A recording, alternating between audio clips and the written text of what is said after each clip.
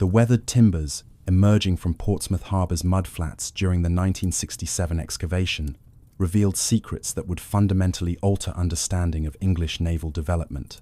The hull sections, preserved by centuries of anaerobic mud, belonged to a vessel that had served during the reign of Henry V, its construction methods demonstrating sophistication that contradicted prevailing assumptions about medieval shipbuilding capabilities.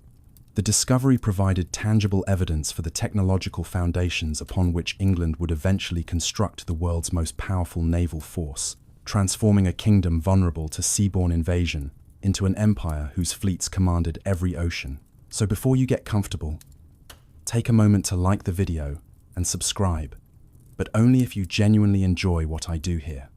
And let me know in the comments where you're tuning in from and what time it is for you.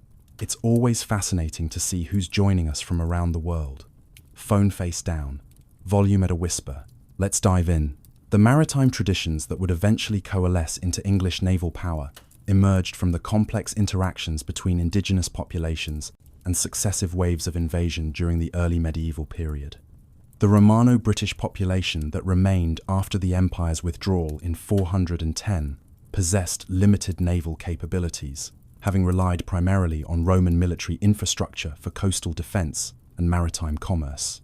The Saxon shore forts constructed during the 3rd and 4th centuries represented Rome's attempts to defend Britain against Saxon raiders, but these fortifications became obsolete once Roman naval forces departed, leaving coastal communities vulnerable to seaborne attacks that would intensify throughout the 5th century. The Anglo-Saxon migrations that followed Rome's withdrawal arrived primarily by sea, though the vessels employed for these population movements bore little resemblance to organized naval forces in any recognizable sense.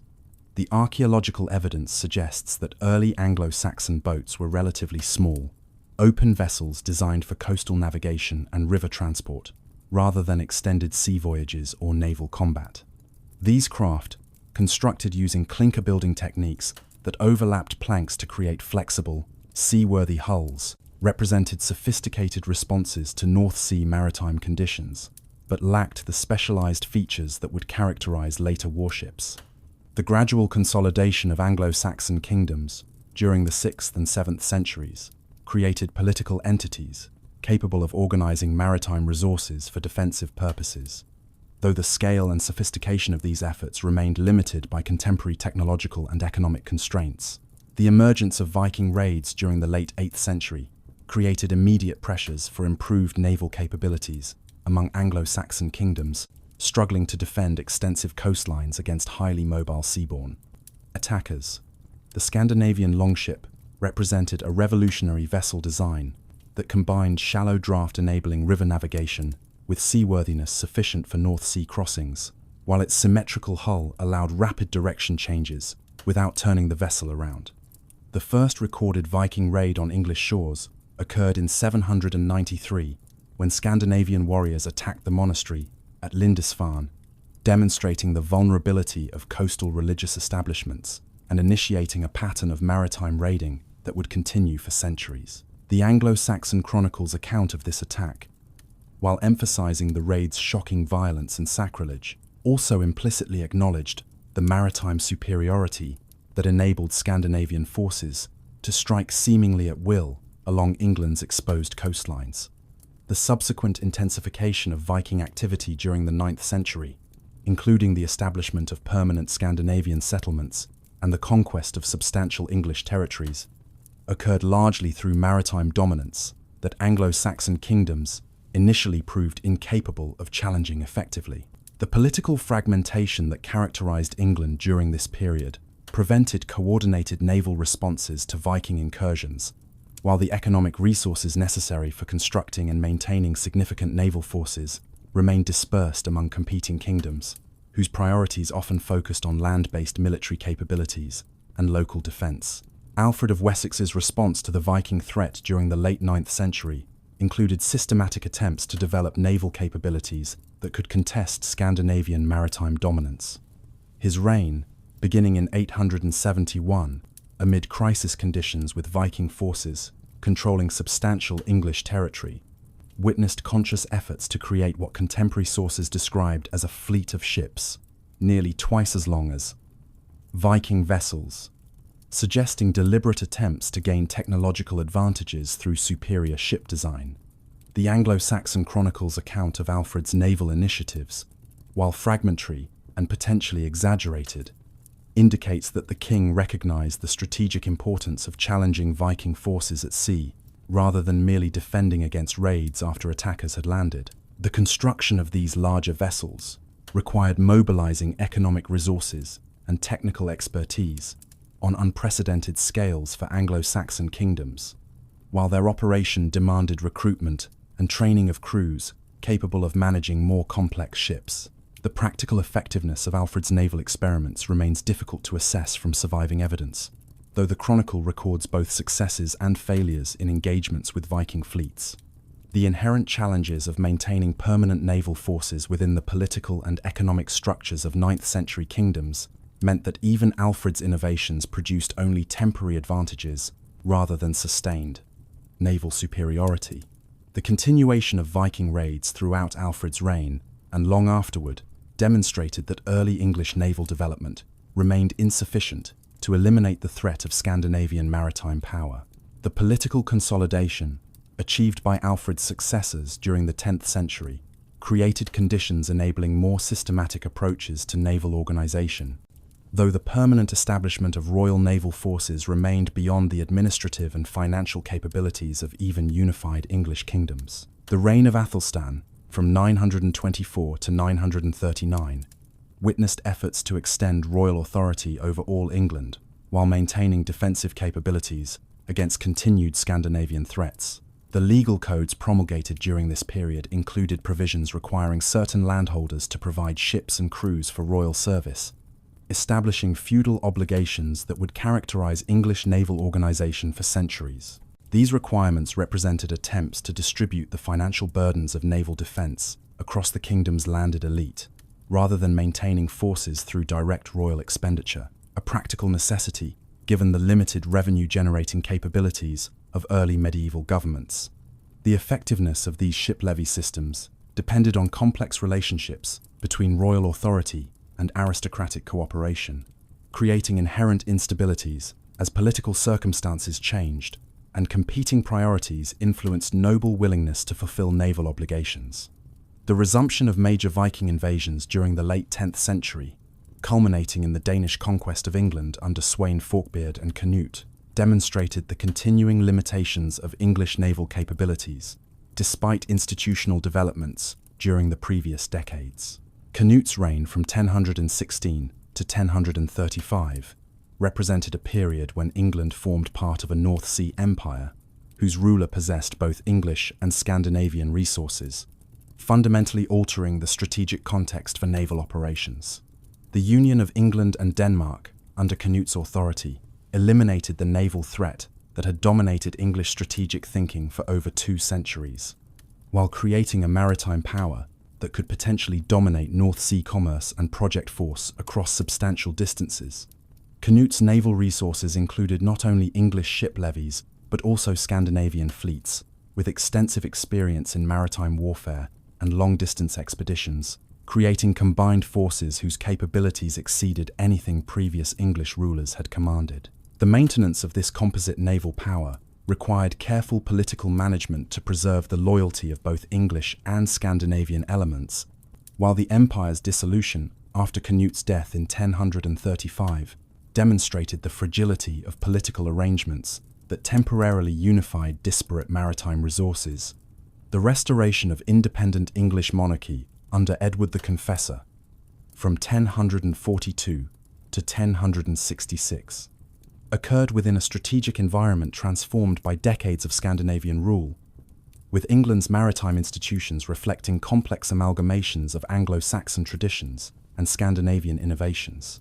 The Norman conquest of 1066, while primarily remembered for the Battle of Hastings and its land warfare, represented fundamentally a successful amphibious invasion that demonstrated both English naval weakness and the strategic possibilities that maritime power could enable. William of Normandy's expedition across the Channel required assembling a fleet capable of transporting not only thousands of soldiers, but also horses, supplies, and siege equipment necessary for sustained military operations. The construction and gathering of this invasion fleet, accomplished during summer and early autumn of 1066, demonstrated organizational capabilities that exceeded anything contemporary English rulers had recently achieved in naval mobilization. The invasion's success resulted partly from favorable timing, as Harold Godwinson's English forces were engaged against Norwegian invaders in the north when William's fleet crossed the Channel, preventing the concentration of naval resources that might have contested the Norman landing. The rapid Norman victory and subsequent consolidation of control over England brought continental political connections and military traditions that would significantly influence the future development of English naval institutions. Strategic thinking. The integration of England into a cross-channel realm, ruled from Normandy, created enduring requirements for maritime transportation and communication that necessitated maintenance of at least minimal naval capabilities, regardless of immediate military threats. The administrative innovations introduced by Norman rulers transformed the organizational foundations upon which later English naval development would build, though permanent royal fleets remained absent throughout the Norman and early Angevin periods. The Domesday Survey of 1086, while primarily concerned with land tenure and agricultural resources, documented ship service obligations attached to certain properties, revealing how maritime defense responsibilities were embedded within feudal structures. The Cinque Ports Confederation, comprising originally 5 southeastern ports that received special privileges in exchange for providing ships and sailors for royal service, emerged as a distinctive institution during the late 11th or early 12th century. This arrangement obligated the Cinque Ports to supply 57 ships, each crewed by 21 men, for 15 days of annual service to the crown, creating a standing commitment that provided rulers with predictable maritime resources without maintaining permanent naval establishments. The privileges granted to Cinque Ports members, including legal jurisdictions and commercial advantages, reflected the economic value of their service obligations, while creating powerful local interests vested in preserving the institutional arrangements that sustained their preferential status. The practical effectiveness of the Cinque Ports system varied considerably, depending on political circumstances and the willingness of port communities to fulfill obligations that could conflict with commercial priorities, particularly when royal military needs extended beyond the traditional 15-day service period. The Angevin Empire, created by Henry II's succession in 1154, expanded England's maritime requirements exponentially by connecting the kingdom to vast continental territories, extending from Normandy to Aquitaine. The maintenance of this empire required regular naval transportation for royal administrators, military forces, and commercial goods moving between England and the continental domains, creating logistical demands that exceeded anything previous English rulers had faced. The loss of Normandy to Philip Augustus of France in 1204 marked a crucial turning point in English strategic circumstances, eliminating the cross-channel territorial continuity that had characterized Anglo-Norman rule, while creating a French threat to remaining English continental possessions. This territorial loss forced reconsideration of maritime priorities, as English kings recognized that recovering or defending continental territories would require naval capabilities sufficient to contest French maritime power in the Channel and along Atlantic coasts. The reign of King John, from 1199 to 1216, witnessed conscious efforts to develop permanent naval resources, including construction of royal galleys and establishment of administrative positions responsible for ship maintenance and crew recruitment. These initiatives represented significant departures from traditional reliance on feudal ship levies and temporary fleet assemblies, though the resources devoted to permanent naval establishments remained modest compared to the scale of maritime challenges facing the kingdom. The development of purpose-built warships during the 13th century marked important technological advances that would eventually enable more effective naval operations, though the pace of innovation remained gradual and its military impact initially limited. The galley designs adopted for royal vessels during this period represented Mediterranean influences, transmitted through commercial and military contacts, featuring oar propulsion that provided tactical advantages in combat situations where wind conditions might favor opponents relying solely on sails. The construction and maintenance of royal galleys required specialized facilities and craftsmen, leading to the establishment of royal dockyards at locations including Portsmouth, where infrastructure could support the technical demands of maintaining permanent naval vessels. The administrative records from Henry III's reign, spanning from 1216 to 1272, document systematic royal expenditures on ship construction, maintenance, and crew wages, revealing the emergence of bureaucratic structures capable of managing permanent naval establishments. The Keeper of the King's Ships, an administrative position that appeared during this period, bore responsibility for overseeing royal vessels and coordinating their deployment for military and transportation purposes, creating institutional continuity that would persist through subsequent centuries of naval development. The scale of permanent naval forces during the 13th century remained modest, typically comprising fewer than a dozen royal galleys, supplemented by requisitioned merchant vessels when major operations required larger fleets. But the institutional foundations established during this period proved crucial for later expansion. The intensification of Anglo-French conflicts during the late 13th and early 14th centuries, culminating in the outbreak of the Hundred Years' War in 1337, created military pressures that drove significant expansion of English naval capabilities. The Scottish Wars, initiated by Edward I's invasion of Scotland in 1296, required sustained maritime support for military operations in northern England and Scotland, including the transportation of supplies and reinforcements to besieged castles and the interdiction of Scottish maritime commerce. The development of military logistics systems capable of supporting prolonged campaigns demonstrated the growing sophistication of English administrative capabilities, while highlighting the essential role that maritime transportation played in projecting military power beyond England's immediate borders. The French alliance with Scotland, formalized in the Treaty of Paris of 1295, created strategic circumstances requiring English forces to conduct operations simultaneously against enemies capable of coordinating attacks from multiple directions, including seaborne raids against England's southern and eastern coasts. The vulnerability of coastal communities to French and Scottish maritime attacks during the early 14th century exposed the continuing inadequacies of English naval defences, despite decades of institutional development, as raiders struck, seemingly at will, against targets ranging from major ports to isolated fishing villages. The Battle of Sluys, fought on June 24, 1340, represented one of the most significant naval engagements in medieval European history and demonstrated the potential of concentrated English maritime power when effectively deployed. The battle occurred in the Zwin estuary off the Flemish coast, where a French fleet assembled to threaten an invasion of England encountered English naval forces under Edward III's personal command. The engagement's tactics reflected the era's naval warfare characteristics, with ships serving primarily as platforms for hand-to-hand combat between soldiers, rather than employing specialized naval weapons or tactics unavailable to land forces. The English victory at Sluys, achieved through superior tactical positioning and aggressive boarding actions, effectively destroyed French naval power in northern waters while eliminating the immediate invasion threat to England. The battle's strategic significance extended beyond its immediate military results to include psychological impacts that enhanced English confidence in their maritime capabilities, while forcing French rulers to reconsider naval strategies that had failed catastrophically.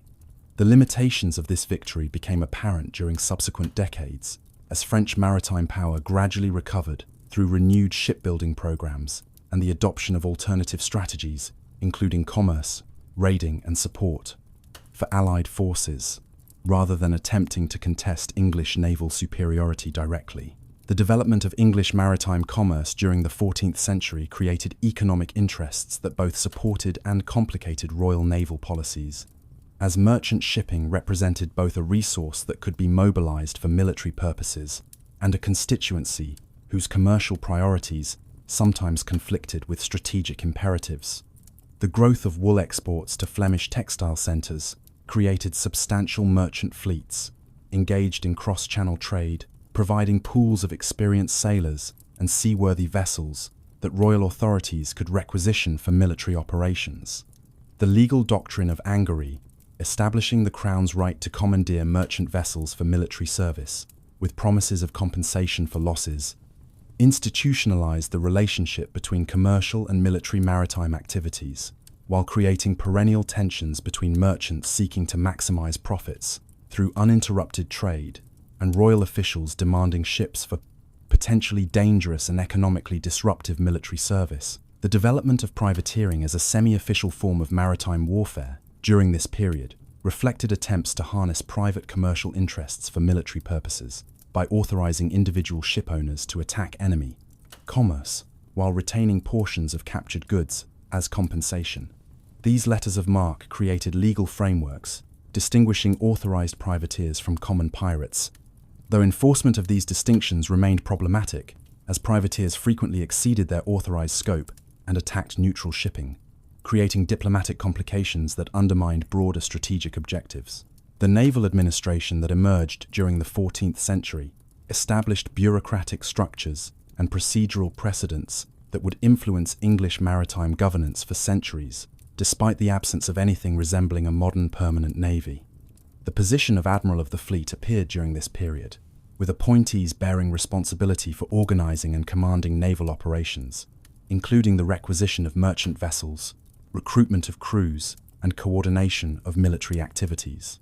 The division of naval administrative responsibilities between northern and southern commands reflected practical necessities of managing extensive coastlines, while acknowledging the different strategic challenges facing various regions. The administrative records generated by naval operations, including accounts of expenditures, inventories of equipment, and correspondence regarding operational planning, created documentary evidence revealing both the growing sophistication of English naval administration and the continuing limitations that constrained effective maritime power projection.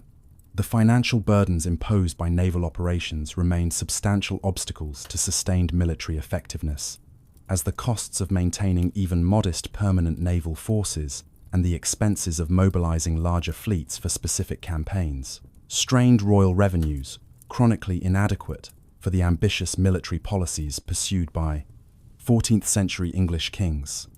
The tensions between military ambitions and financial realities created recurring patterns of naval expansion during wartime, followed by rapid demobilization when immediate threats receded, preventing the accumulation of institutional experience and technological capabilities that sustained investment might have enabled. The technological developments in ship construction and naval warfare during the 14th and 15th centuries proceeded gradually through incremental improvements rather than revolutionary innovations, though the cumulative impact of these changes significantly enhanced naval capabilities. The introduction of stern-mounted rudders replaced earlier steering oars during the 13th century, improving ship handling characteristics and enabling the construction of larger vessels that could not have been effectively controlled using traditional steering methods. The development of multiple-masted ship designs during the 14th century, particularly the addition of mizzenmasts to supplement mainmasts, enhanced sailing performance and reduced dependence on favorable wind conditions that had severely limited the operational capabilities of earlier single-masted vessels. The gradual increase in ship sizes throughout this period reflected both improved construction techniques and changing tactical concepts, as larger vessels provided more stable platforms for soldiers and could carry greater quantities of supplies for extended operations. The introduction of gunpowder weapons aboard ships during the late 14th century initiated transformations in naval warfare that would eventually revolutionize maritime combat. Though early shipboard artillery remained primitive and its tactical impact limited compared to traditional weapons, including archery and hand-to-hand combat, the earliest naval guns were small anti-personnel weapons, mounted on ship rails and superstructures, designed to clear enemy decks before boarding, rather than to damage opposing vessels' hulls or structural components through sustained bombardment.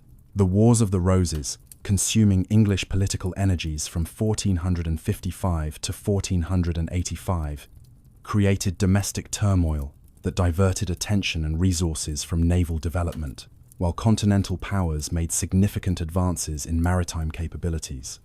The civil conflicts between Yorkist and Lancastrian factions occasionally involved naval elements, including the interdiction of supplies and the transportation of forces between England and continental supporters, but the primary military focus remained land warfare between rival claimants to the English throne. The periodic disruptions to royal authority during these decades prevented sustained investment in permanent naval establishments, while the competing demands of domestic military operations consumed revenues that might otherwise have supported maritime programs. The French development of permanent naval institutions during this same period, particularly the establishment of royal arsenals and systematic shipbuilding programs under Louis XI, created growing disparities between English and continental naval capabilities that would influence strategic calculations during subsequent decades. The restoration of stable monarchy under Henry VII, following his victory at Bosworth Field in 1485, created preconditions for renewed attention to naval affairs, though the new Tudor dynasty's initial priorities focused on consolidating domestic political control rather than ambitious maritime programs. The reign of Henry VII, from 1485 to 1509, witnessed modest but significant initiatives that established foundations for the dramatic naval expansion that would occur under his son and successor. The construction of the first royal dry dock at Portsmouth in 1495 represented important investment in infrastructure necessary for maintaining permanent naval forces, as the facility enabled more efficient ship repairs and maintenance than traditional beaching methods. The establishment of permanent naval administrative positions, including the office of Clerk of the King's Ships, created bureaucratic continuity in maritime affairs, ensuring that institutional knowledge and procedural precedents would survive changes in royal policy and political circumstances. Henry VII's cautious approach to foreign policy generally avoided the expensive continental military commitments that had characterized previous reigns, reducing immediate demands for large-scale naval mobilizations while permitting gradual accumulation of resources and expertise. The king's recognition of changing patterns in global maritime activity, particularly the Spanish and Portuguese explorations that were opening Atlantic trade routes and establishing colonial empires, influenced his support for English exploratory voyages, including John Cabot's expeditions to North America in 1497 and 1498. These ventures, while limited in immediate practical results, demonstrated awareness that England's future prosperity might depend increasingly on oceanic commerce rather than traditional continental connections, presaging the maritime orientation that would characterize later English strategic thinking. The accession of Henry VIII in 1509 marked the beginning of the most significant expansion and transformation of English naval capabilities during the entire medieval and early modern periods. The young king's personal interest in military affairs and his determination to establish England as a major European power led immediately to substantial investments in naval construction and infrastructure development that would fundamentally alter the scale and character of English maritime forces. The construction of the Henry Grace Adieu, launched in 1514, exemplified the new monarch's ambitions through its unprecedented size and elaborate decoration, creating a vessel that served simultaneously as a fighting ship and a floating symbol of royal power and prestige. The ship's displacement exceeded 1,000 tons, making it among the largest warships in European waters, while its armament of heavy bronze cannons represented the latest developments in naval ordnance technology. The establishment of the Navy Board in 1546 created permanent administrative structures responsible for managing the king's ships, including oversight of construction, maintenance, supply, and crew recruitment, institutionalizing naval administration to degrees unprecedented in English history. The board's bureaucratic procedures and record-keeping systems generated extensive documentation that provides detailed evidence regarding Tudor naval operations, while establishing organizational frameworks that would persist through centuries of subsequent development. Henry VIII's naval program extended beyond individual ship construction to encompass systematic development of supporting infrastructure, including dockyards, storehouses, and manufacturing facilities for naval equipment and ordnance. The expansion of the Portsmouth dockyard during the 1520s and 1530s, created England's premier naval base, featuring multiple dry docks, extensive storage facilities, and workshops housing skilled craftsmen, including shipwrights, rope makers, and sail makers, whose specialized knowledge proved essential for maintaining permanent naval forces. The establishment of similar facilities at Deptford and Woolwich on the Thames provided additional capacity for ship construction and repair, while positioning naval resources closer to London, facilitating royal supervision and enabling rapid deployment of forces for channel operations. The development of royal foundries for casting bronze and iron cannons eliminated previous dependence on foreign suppliers for heavy naval ordnance, creating domestic manufacturing capabilities that would prove strategically crucial during subsequent conflicts. The costs associated with Henry's naval programs proved enormous by contemporary standards, consuming substantial portions of royal revenues while requiring creative financing, including the dissolution of monasteries, whose confiscated wealth helped fund military expenditures. The permanent establishment, maintained by the end of Henry VIII's reign in 1547, included approximately 50 royal warships, representing a force unprecedented in English history and comparable to the naval establishments of major continental powers, including France and Spain. The technological innovations incorporated into Henrician warships reflected broader European developments in naval architecture and ordnance, while also including distinctive English characteristics that would influence subsequent ship design. The introduction of gun ports cut through ships' hulls enabled mounting of heavy cannons on lower decks, dramatically increasing potential firepower while creating vessels capable of sustaining prolonged gun battles rather than relying primarily on boarding tactics. The systematic integration of heavy artillery into ship designs required fundamental reconsiderations of hull structures and stability characteristics, as the weight and recoil forces of large cannons presented engineering challenges unprecedented in earlier ship construction.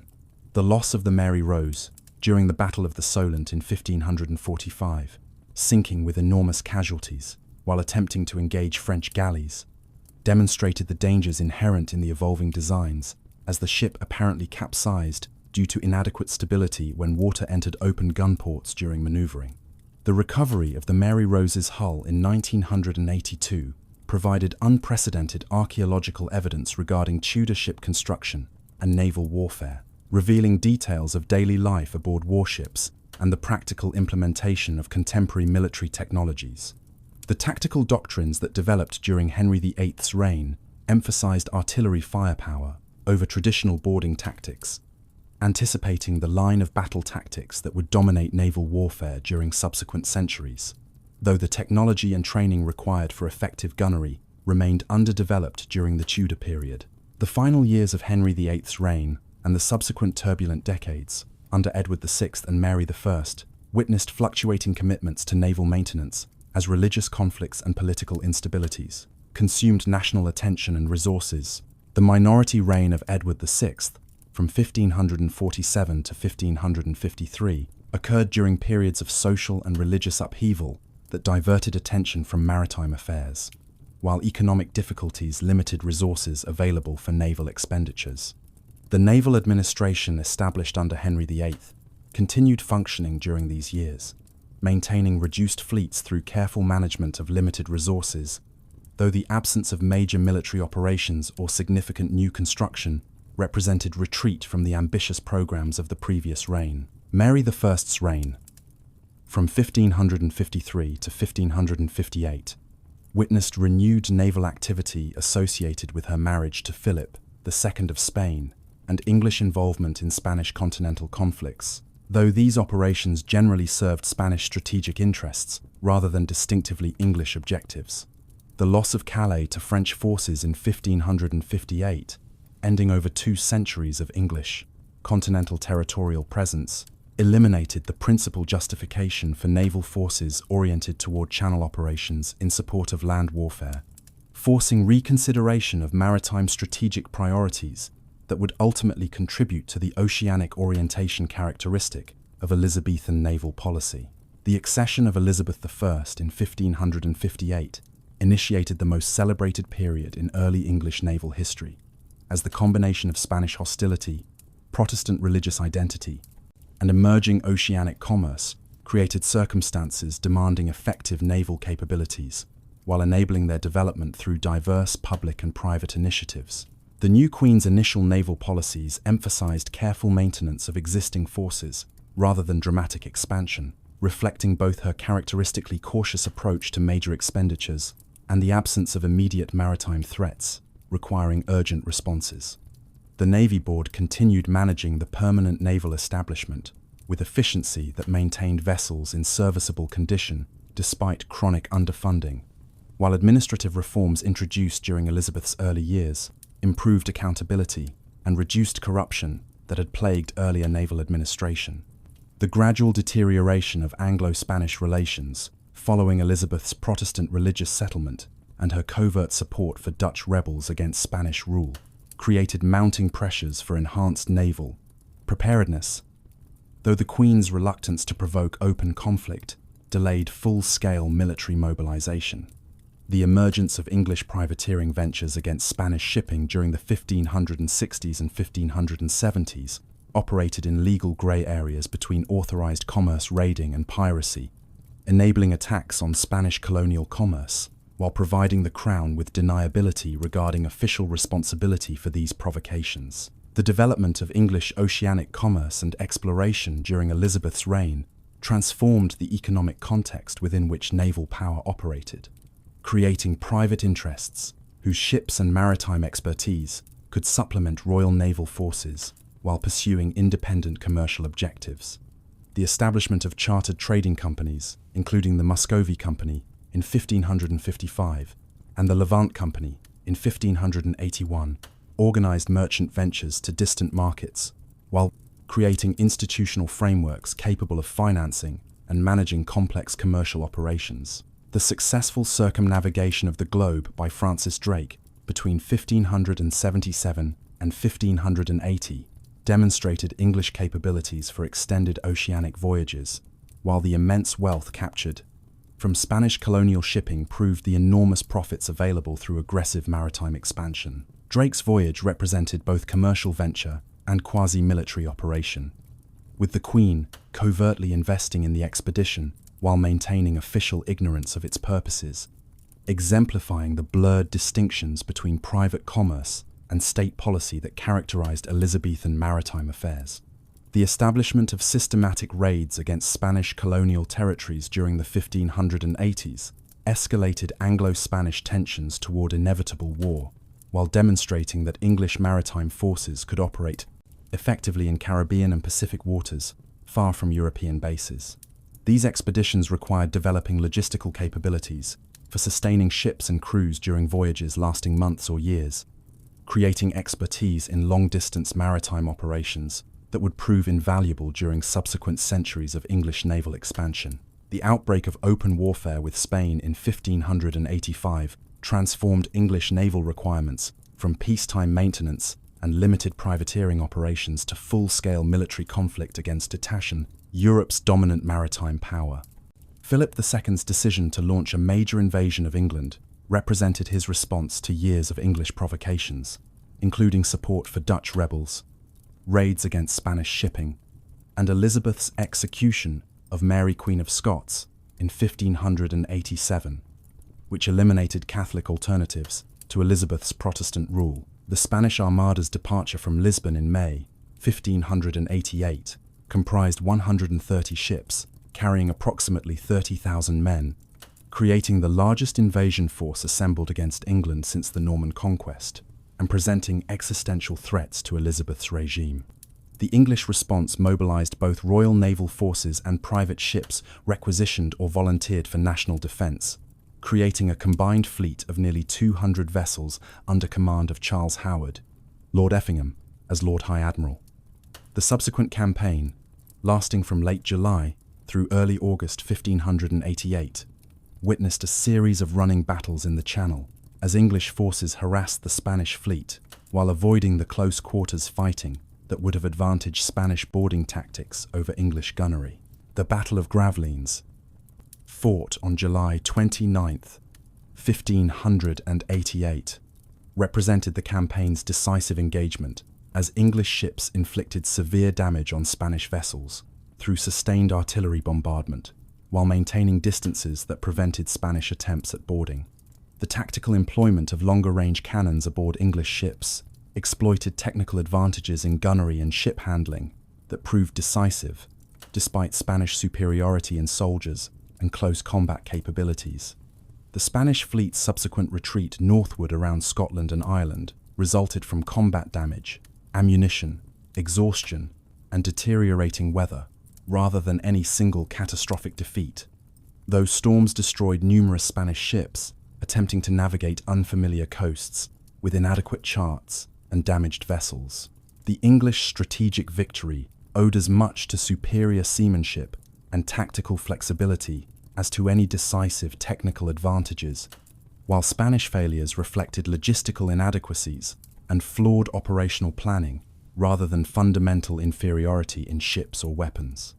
The Armada campaign's long-term significance derived more from its prevention of Spanish conquest than from any permanent transformation of relative naval capabilities.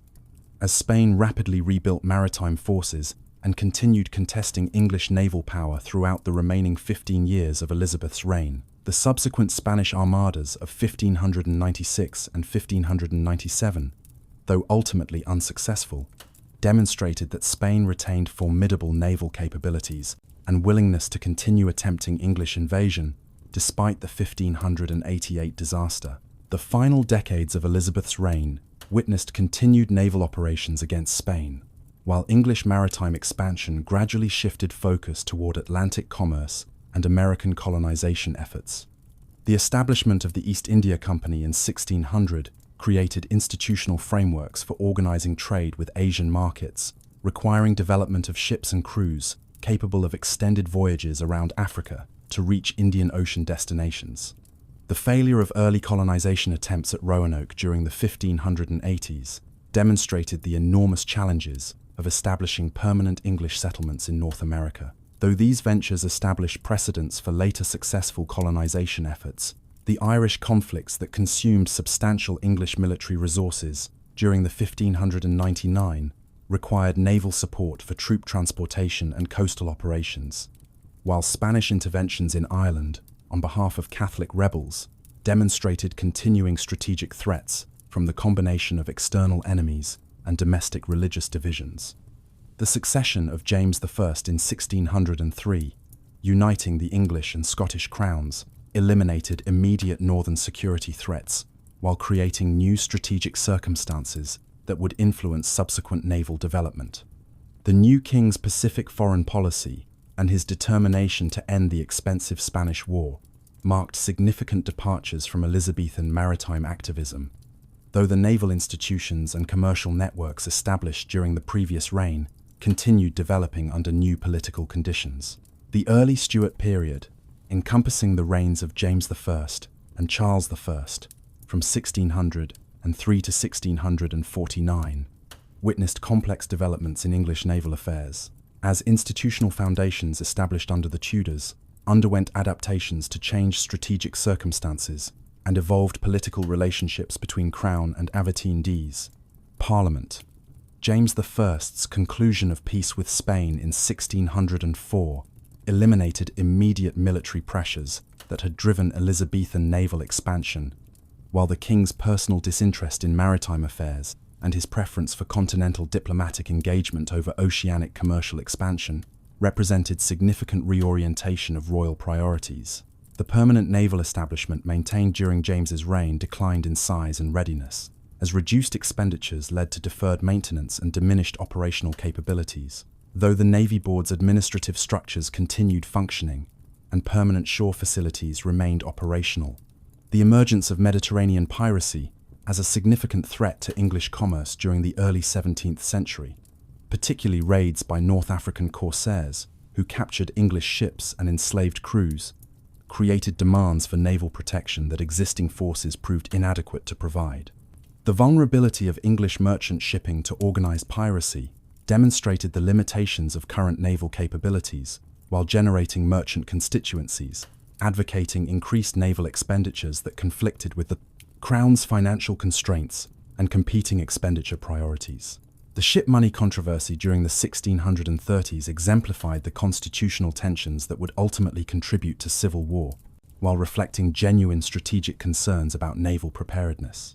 Charles I's decision to levy ship money, traditionally an emergency tax on coastal communities for naval defense, throughout England and on a permanent basis, represented attempts to fund naval expansion without parliamentary approval that opponents viewed as illegal taxation and unconstitutional royal overreach.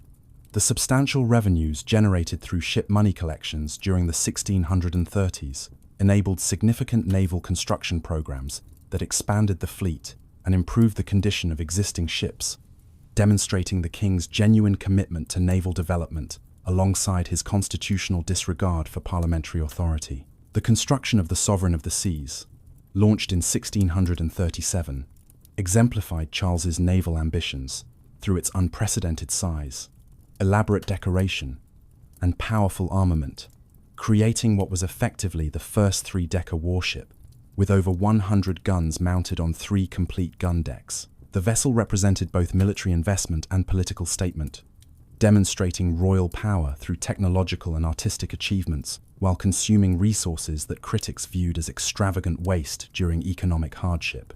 The constitutional resistance to ship money that contributed to the Crown's political isolation reflected not opposition to naval expansion per se, but rather parliamentary insistence that extraordinary taxation required parliamentary consent regardless of the purposes for which revenues were intended. The outbreak of civil war in 1642 divided English society along complex lines that cut across traditional social and regional patterns, with naval forces becoming crucial assets whose control significantly influenced military outcomes.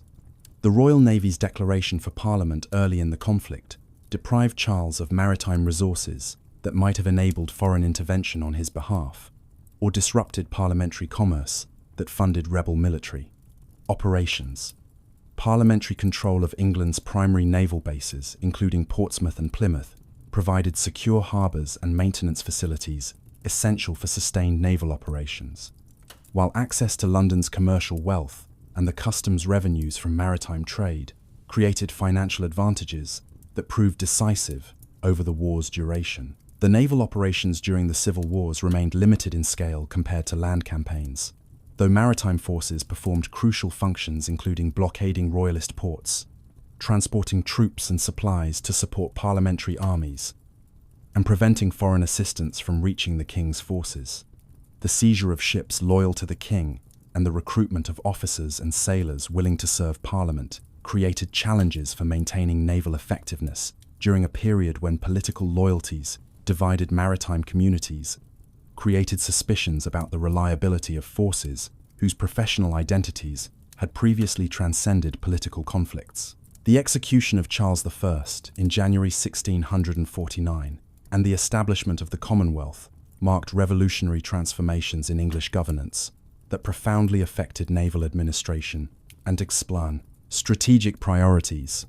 The Commonwealth government's reliance on military power to maintain domestic control and resist foreign intervention created circumstances requiring powerful naval forces capable of projecting English power while defending against royalist threats based in Ireland, Scotland, and continental exile communities. The appointment of Robert Blake as general at sea in 1649 brought military professionalism and organizational energy to naval command, though Blake's lack of maritime experience initially created challenges in mastering the technical aspects of naval warfare and ship handling.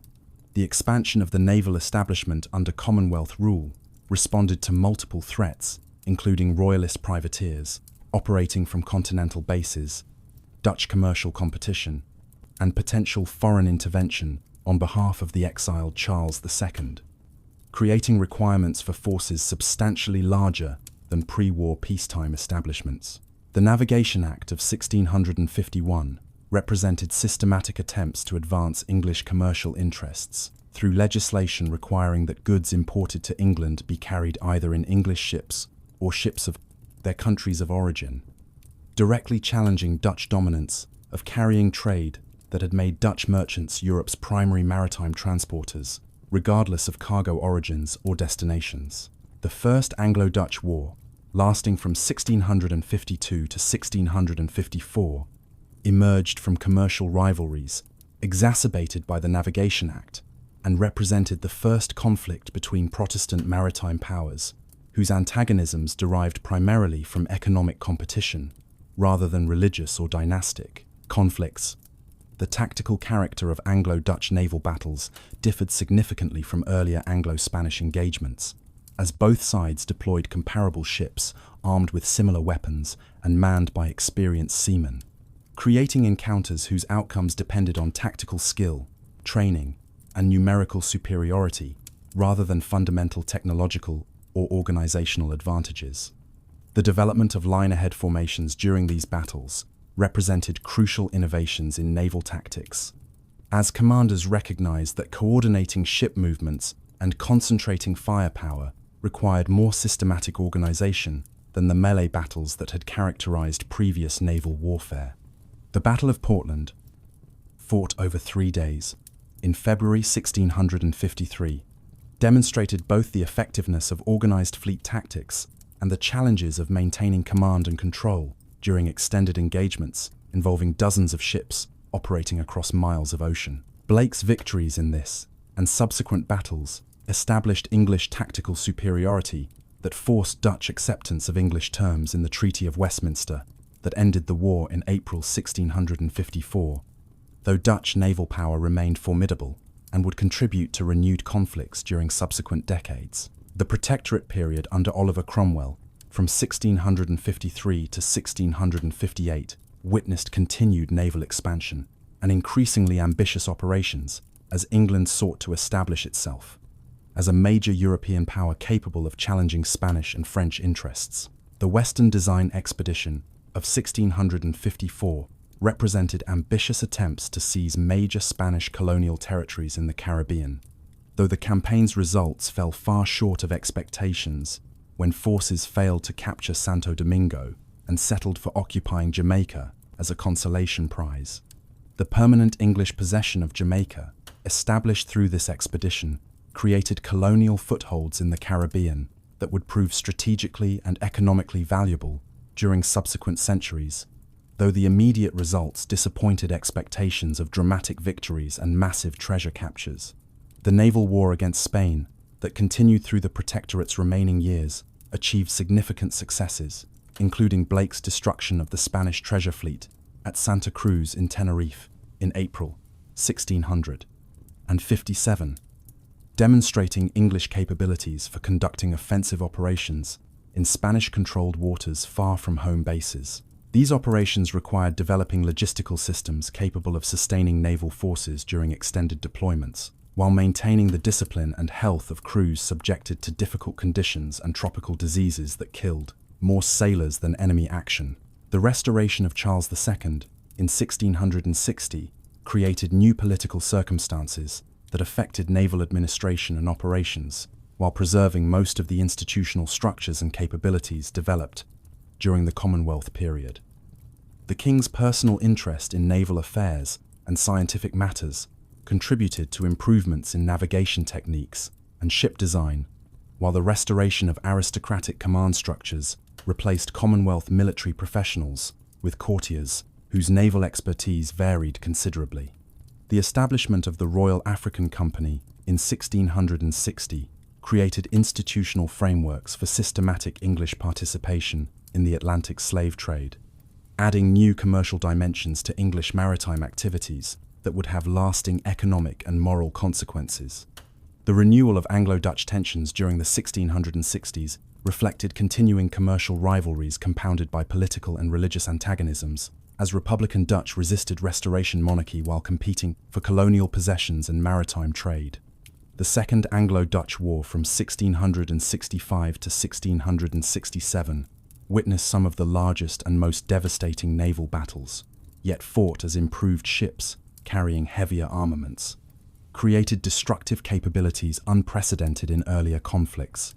The 4 days Battle of June 1666, involving over 200 ships and lasting from June 11th through June 14th, resulted in enormous casualties and extensive ship losses on both sides. while demonstrating the ferocity of conflicts between roughly matched opponents employing similar tactics and technologies. The raid on the Medway in June 1667 represented the most humiliating defeat in English naval history, as Dutch forces penetrated the Thames River defences and destroyed or captured major warships at their arseback moorings in Chatham Dockyard. The success of this audacious operation reflected both Dutch naval superiority at this point in the war and serious failures in English defensive preparations and naval readiness. The burning of the Royal Charles, the fleet's flagship captured at Chatham and towed back to Holland as a war prize, symbolized the completeness of Dutch victory and English humiliation, creating political repercussions that influenced subsequent parliamentary oversight of naval administration. The Treaty of Breda, ending the Second Anglo-Dutch War in July 1667, forced mutual territorial adjustments that left both sides dissatisfied while failing to resolve the fundamental commercial and political antagonisms driving Anglo-Dutch conflicts. The Third Anglo-Dutch War from 1672 to 1674 witnessed Charles II's alliance with Louis XIV of France against the Dutch, creating strategic circumstances where English and French fleets operated cooperatively despite historical antagonisms and future conflicts that would make France England's primary naval rival for over a century. The development of permanent naval administration during the Restoration period established bureaucratic structures that would persist through subsequent centuries, with modifications but essential continuity in organizational frameworks and procedural precedents. The position of Secretary of the Admiralty, held most notably by Samuel Pepys from 1673 to 1679, and again from 1684 to 1689, evolved into positions of crucial importance for managing the administrative complexities of permanent naval establishments. Pepys's reforms of naval administration introduced systematic record-keeping, improved financial accountability, and professional standards for officer appointments that reduced corruption and enhanced operational effectiveness. His detailed diaries and official correspondence provide extraordinarily rich documentation of Restoration naval affairs, revealing both the practical challenges of managing maritime forces and the personal and political relationships that influenced policy decisions.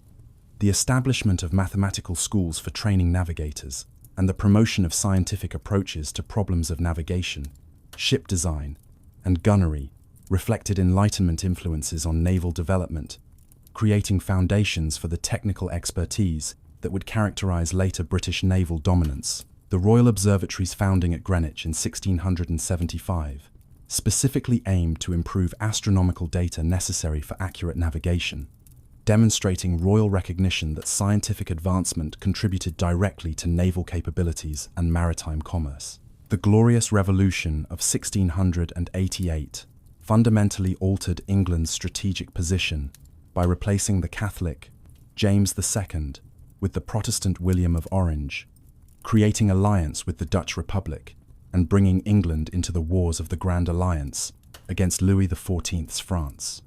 The transformation of Anglo-Dutch relations from bitter commercial and military rivalry to alliance against common French threats represented one of history's most dramatic diplomatic reversals. Though cooperation between former enemies remained complicated by persisting mutual suspicions and competing interests, the naval conflicts against France that would dominate English maritime operations for over a century emerged from this strategic reorientation. As French attempts to establish continental hegemony and build rival maritime and colonial empires created existential threats to English security and prosperity. The Battle of Beachy Head in July 1690 witnessed French naval victory that temporarily established French control of the Channel and created invasion threats to England, demonstrating that French maritime power posed serious dangers despite English naval tradition and recent investments in fleet expansion. The defeat's political consequences contributed to parliamentary pressure for naval reforms and increased expenditures that would support the dramatic expansion of English naval capabilities during the subsequent decades of warfare against France. The Battle of Barfleur and La Hogue in May 1692 represented decisive English and Dutch victory over French invasion forces, eliminating immediate threats to England while establishing Allied naval superiority that would persist through the remaining years of the 9 Years' War. The destruction of French ships at La Hogue prevented major invasion attempts for over a decade, while forcing France to redirect naval resources toward commerce raiding and colonial operations rather than challenging Allied control of home waters. The strategic consequences of this victory enabled England to pursue continental military operations in support of alliance partners without facing constant threats of French invasion or major naval challenges in northern European waters. The development of systematic convoy systems for protecting merchant shipping against French commerce raiders established patterns of trade protection that would persist through subsequent wars, though the effectiveness of convoy defense remained limited by the number of warships available for escort duties and the French raiders' superior knowledge of patterns in British trade routes.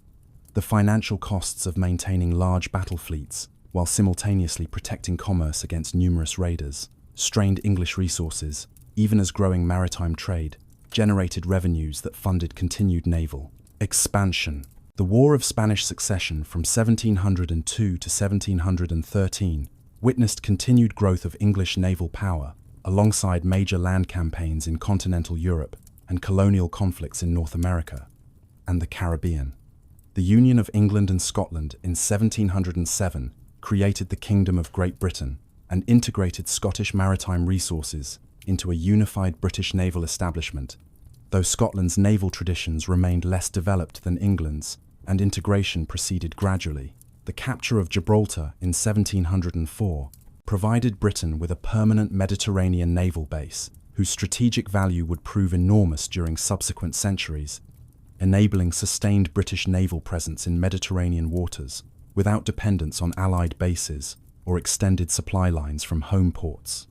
The prolonged siege of Gibraltar by French and Spanish forces during 1704 and 1705 demonstrated the fortress's defensive strength, while British success in maintaining its garrison through naval resupply established precedents for using maritime superiority to sustain otherwise vulnerable overseas positions. The capture of Minorca in 1708 added another crucial Mediterranean base, while the island's Port Mahon provided superior harbour facilities that made it Britain's primary Mediterranean naval station until its loss to France in 1756. The development of British colonial possessions in North America and the Caribbean during the early 18th century created expanding requirements for naval forces to protect settlements, support military operations against French and Spanish colonial territories, and defend maritime commerce against enemy privateers. The permanent stationing of naval squadrons in North American and West Indian waters established patterns of overseas deployment that would characterize British naval operations throughout the following centuries, creating logistical challenges of maintaining ships and crews far from home dockyards, while ensuring that distant squadrons retained sufficient strength to accomplish their missions. The terrible health conditions aboard ships stationed in tropical waters resulted in mortality rates that exceeded casualties from enemy action by enormous margins, as yellow fever, malaria, and other diseases devastated crews lacking effective medical treatments or understanding of disease transmission mechanisms. The development of naval hospitals and improved understanding of preventive health measures proceeded gradually throughout the 18th century, though truly effective solutions to most tropical diseases remained beyond contemporary medical capabilities. The establishment of colonial dockyards in North America and the Caribbean provided limited ship repair and maintenance capabilities that reduced the necessity of sending damaged vessels back to Britain for major repairs. Though these facilities could not fully replicate the capabilities of home dockyards, and their operations remained vulnerable to enemy attacks. The post-Utrecht peace, from 1713 to 1739, witnessed relative naval tranquility, punctuated by limited operations, including piracy suppression and colonial security missions, that maintained basic readiness while avoiding major fleet actions. The peacetime reductions in naval expenditures and force levels reflected both parliamentary unwillingness to fund large standing forces during peace and the practical impossibility of maintaining wartime naval establishments without active military requirements justifying the enormous costs.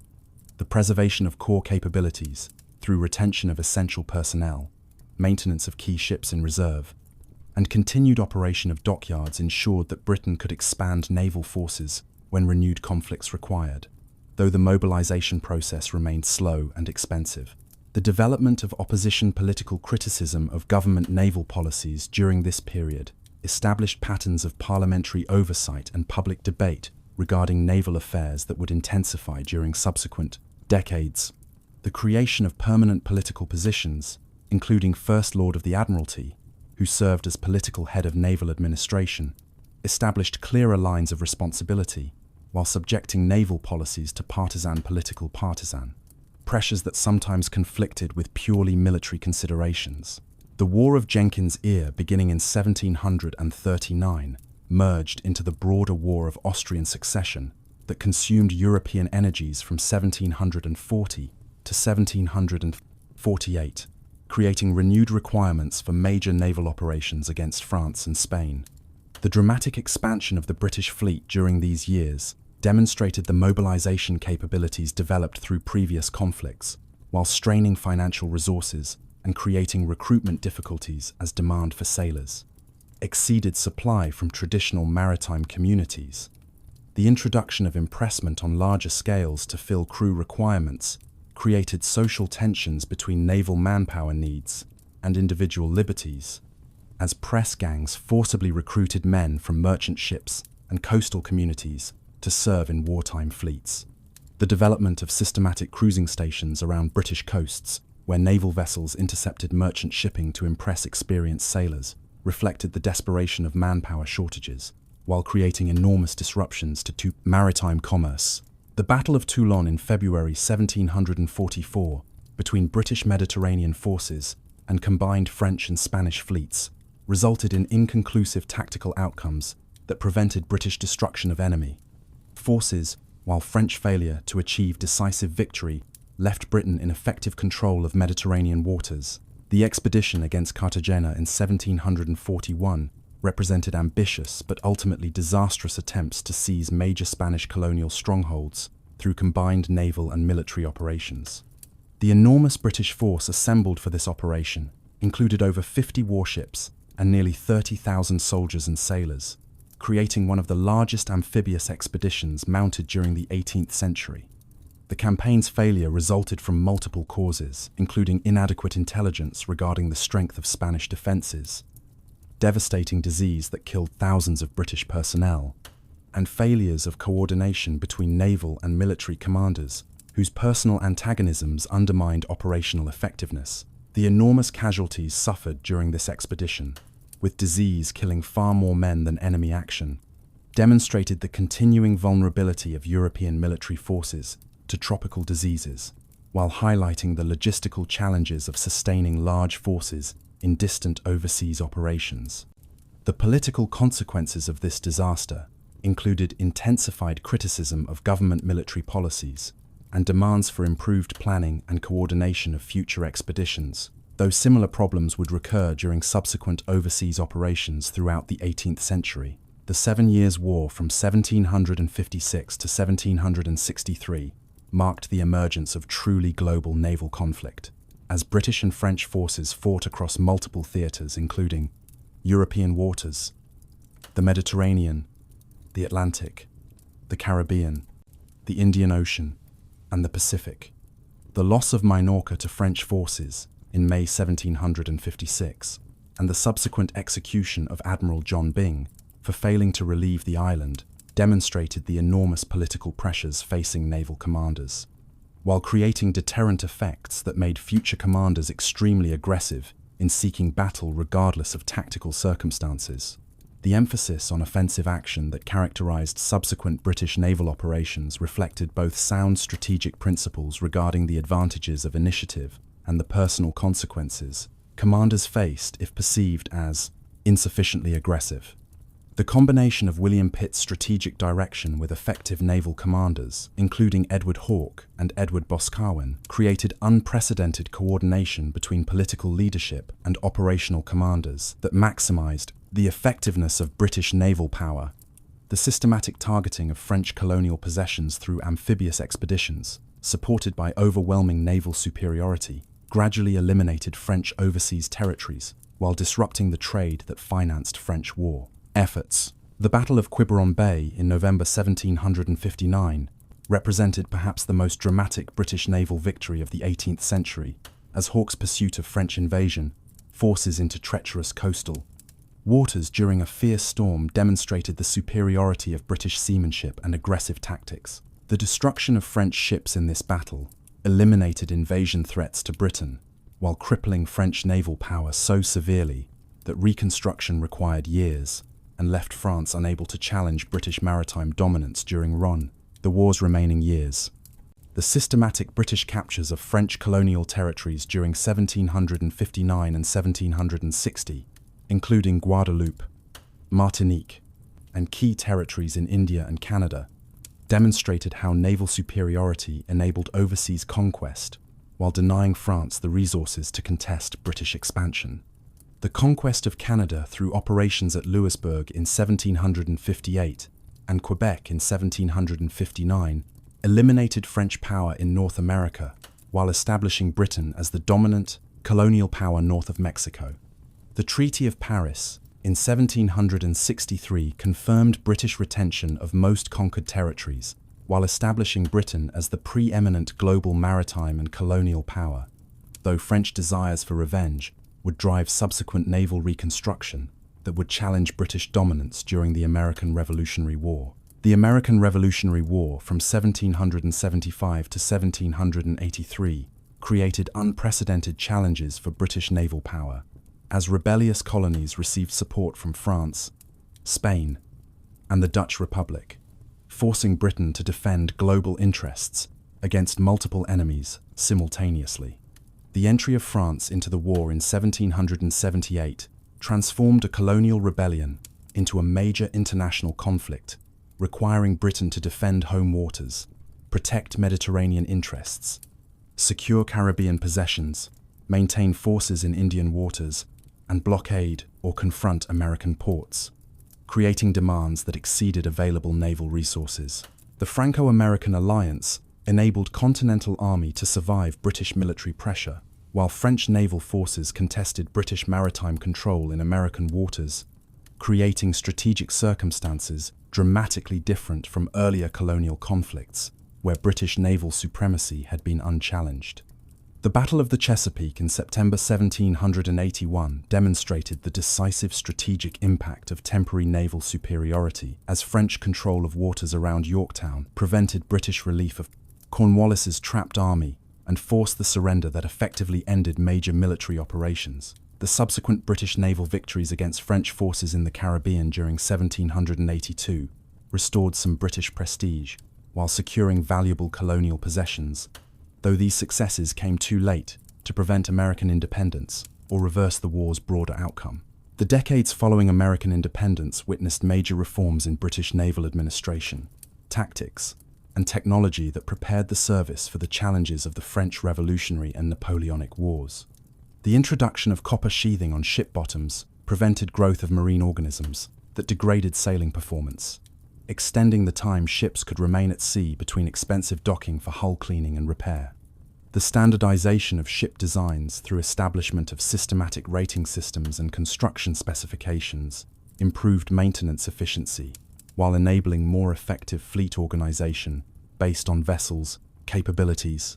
The development of improved signaling systems by Admiral Lord Howe enabled more effective tactical control of fleets during battle, addressing long-standing problems of command and control that had limited commanders' abilities to implement complex tactical plans during the confusion of combat. The establishment of permanent squadrons in key overseas stations, including the Mediterranean, West Indies, and East Indies, created sustained British naval presence in critical strategic areas while developing officer expertise in local conditions and operational requirements. The Naval Chronicles publication, beginning in 1799, provided systematic documentation of naval operations, creating public records that enhanced civilian understanding of naval affairs, while establishing precedents for transparency in military matters. The outbreak of war with revolutionary France in 1793 initiated conflicts that would continue with brief interruptions until 1815. creating the longest and most demanding period of naval operations in British history. The initial French naval weakness, resulting from revolutionary purges of aristocratic officers, created temporary British advantages, though French shipbuilding programs would gradually reconstruct formidable naval forces. By the late 1790, the glorious 1st of June battle in 1794 represented the first major fleet action of the war, with Lord Howe's victory over French forces in the Atlantic demonstrating British tactical superiority, while French success in protecting a crucial grain convoy illustrated the complex relationship between tactical victories, strategic objectives. The Battle of Cape St. Vincent in February 1797 witnessed Jervis's victory over a larger Spanish fleet, with Nelson's bold breaking of the line to engage Spanish ships, demonstrating the aggressive tactics that would characterize his subsequent career. The mutinies at Spithead and the Nore during 1797 exposed serious grievances regarding pay, conditions, and treatment of sailors, creating crises that threatened naval effectiveness, while demonstrating that maintaining crew morale required attention to welfare issues as well as tactical training. The Battle of the Nile in August 1798 marked Nelson's emergence as Britain's preeminent naval hero through his destruction of the French Mediterranean fleet in Aboukir Bay, eliminating French naval support for Napoleon's Egyptian expedition while establishing British dominance in Mediterranean waters. The tactical innovation of attacking the French line from both sides simultaneously doubled the firepower that could be concentrated against individual enemy ships, while preventing mutual support between different sections of the French fleet. The completeness of this victory, which destroyed or captured 11 of 13 French ships of the line, represented one of history's most decisive naval battles, while demonstrating the advantages of well-trained crews and aggressive leadership against opponents whose revolutionary disruptions had degraded combat effectiveness. The strategic consequences of this victory included Napoleon's abandonment of his army in Egypt, British establishment of sustained Mediterranean presence, and the creation of the Second Coalition against France. Though Napoleon's subsequent return to France and seizure of power as First Consul demonstrated that naval victories alone could not defeat France while it controlled continental resources. The Battle of Copenhagen in April 1801 witnessed Nelson's controversial attack on the Danish fleet, despite the Danish claim of armed neutrality, destroying Danish naval power that might have supported France, while demonstrating Britain's determination to prevent neutral fleets from being available for French use. The brief Peace of Amiens from 1802 to 1803 provided only temporary respite before renewed warfare that would continue until Napoleon's final defeat in 1815. The resumption of hostilities in May 1803 occurred under circumstances where Napoleon controlled most of continental Europe and concentrated enormous resources on preparing invasion of Britain, creating existential threats requiring maximum British naval efforts. The establishment of systematic blockades of French and Spanish ports represented Britain's primary strategic response to invasion threats, maintaining forces continuously off enemy harbours to prevent concentration of invasion fleets, while interdicting enemy commerce and naval communications. The demands of sustained blockade duty tested British seamanship and logistics as ships remained at sea for months, regardless of weather conditions, maintaining watch on enemy ports through storms that forced less experienced opponents to remain in harbour. The development of inshore squadrons, operating in dangerous coastal waters, maintained close surveillance on enemy ports, while battle squadrons remained at more distant stations, ready to engage any enemy forces attempting to break out. The Trafalgar Campaign of 1805 represented the culmination of 2 years of complex naval operations, as British forces pursued the combined Franco-Spanish fleet across the Atlantic and back in attempts to bring it to decisive battle. The Battle of Trafalgar, on October 21, 1805, represented the most significant naval battle of the Age of Sail and established British naval supremacy that would persist throughout the Napoleonic War's remaining decade. Nelson's tactical plan to break the enemy line in 2 places and engage at close quarters maximized British advantages in gunnery and seamanship, while preventing the enemy fleet from supporting ships engaged by British forces. The completeness of British victory capturing or destroying 22 enemy ships without losing any British vessels, eliminated any possibility of French invasion of Britain while establishing psychological dominance that affected naval operations throughout the war's remainder. Nelson's death during the battle elevated him to mythic status in British popular culture, while creating challenges for his successors, who faced impossible expectations and inevitable comparisons to his achievements.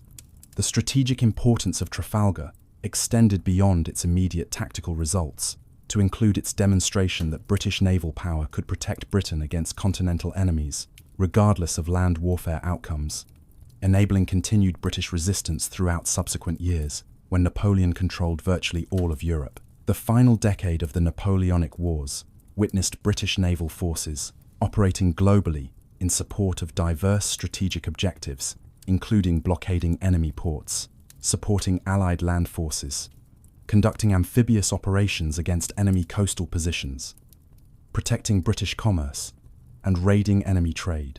The enormous expansion of the Royal Navy during these years created a force exceeding 1,000 ships, including over 200 ships of the line and hundreds of frigates and smaller vessels, supported by over 150,000 sailors and marines. The logistical challenges of maintaining this enormous force required unprecedented administrative capabilities, while the costs strained British finances despite the nation's growing industrial economy. The establishment of naval bases across the globe, including Cape Town, Malta, Trinidad, and Ceylon, created permanent British presence in strategic locations, while securing coaling stations and repair facilities necessary for sustained operations far from home waters. The systematic British seizure of French and Dutch colonial possessions during the wars transferred valuable territories to British control, while denying enemies the resources these colonies provided, establishing the foundation for Victorian imperial expansion. The continental system, introduced by Napoleon in 1806, attempted to strangle British trade through prohibiting continental trade with Britain, but British naval power enabled continued illicit trade, while British commerce increasingly oriented toward markets outside Europe, including Asia and the Americas. The War of 1812 against the United States created unexpected challenges for British naval forces, as the small American Navy achieved several frigate victories that shocked British opinion, despite having negligible strategic impact. The battles between individual American and British frigates demonstrated that American vessels were well designed and their crews well trained, though the overall imbalance in naval forces meant that American ships generally avoided battle when possible, while focusing on commerce raiding. The British naval blockade of American ports gradually tightened throughout the war, severely damaging American commerce and government revenues, while enabling British amphibious operations along the coast, including the burning of Washington in August 1814. The outcome of naval battles on the Great Lakes proved crucial for the land war along the Canadian-American border, with both sides engaging in rapid shipbuilding programs to gain control of these inland waterways. The Battle of Lake Erie in September 1813 gave Americans control of that lake and forced British withdrawal from Detroit, though British maintained control of Lake Ontario throughout the war. The Treaty of Ghent, ending the war in December 1814, essentially restored pre-war territorial status while avoiding resolution of the maritime rights issues that had contributed to the war's outbreak, though subsequent peaceful relations gradually resolved outstanding disputes through diplomatic means. The post-Napoleonic decades witnessed dramatic reductions in naval forces and expenditures as Britain adjusted to peacetime conditions while maintaining sufficient strength to protect global interests and respond to potential continental threats. The permanent establishment declined from wartime peaks to approximately 100 ships of the line and numerous frigates and smaller vessels by the early 1820s, with most ships maintained in reserve and only reduced squadrons kept in active service.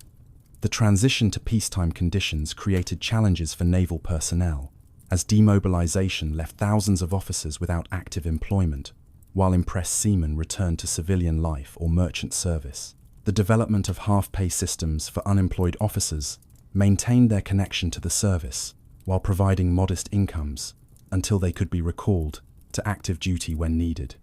The overseas naval stations, established during the wars, continued operating during peacetime, maintaining British presence in strategic locations while conducting anti-piracy operations, suppressing the slave trade, and supporting British diplomatic and commercial interests.